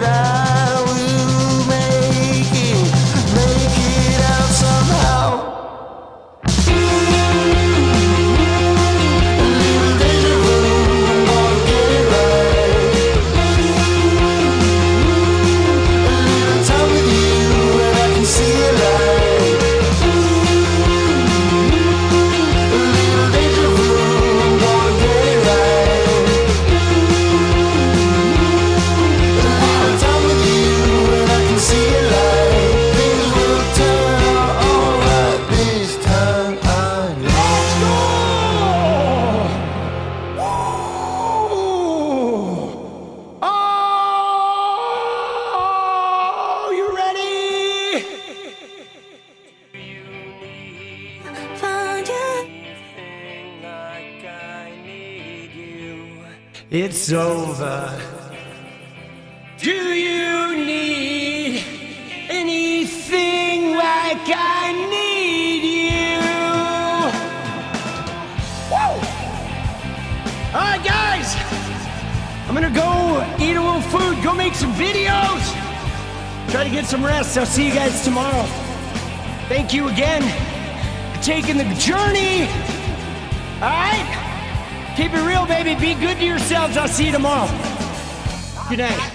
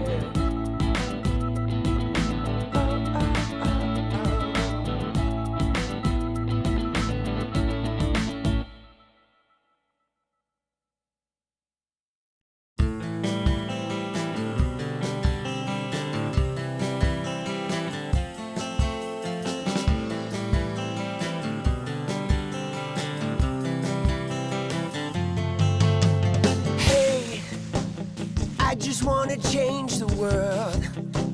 I just want the perfect girl. I don't wanna hang around, I'd rather be found. It gets better, I wonder, my pleasure together. Everyone's waiting, anticipating.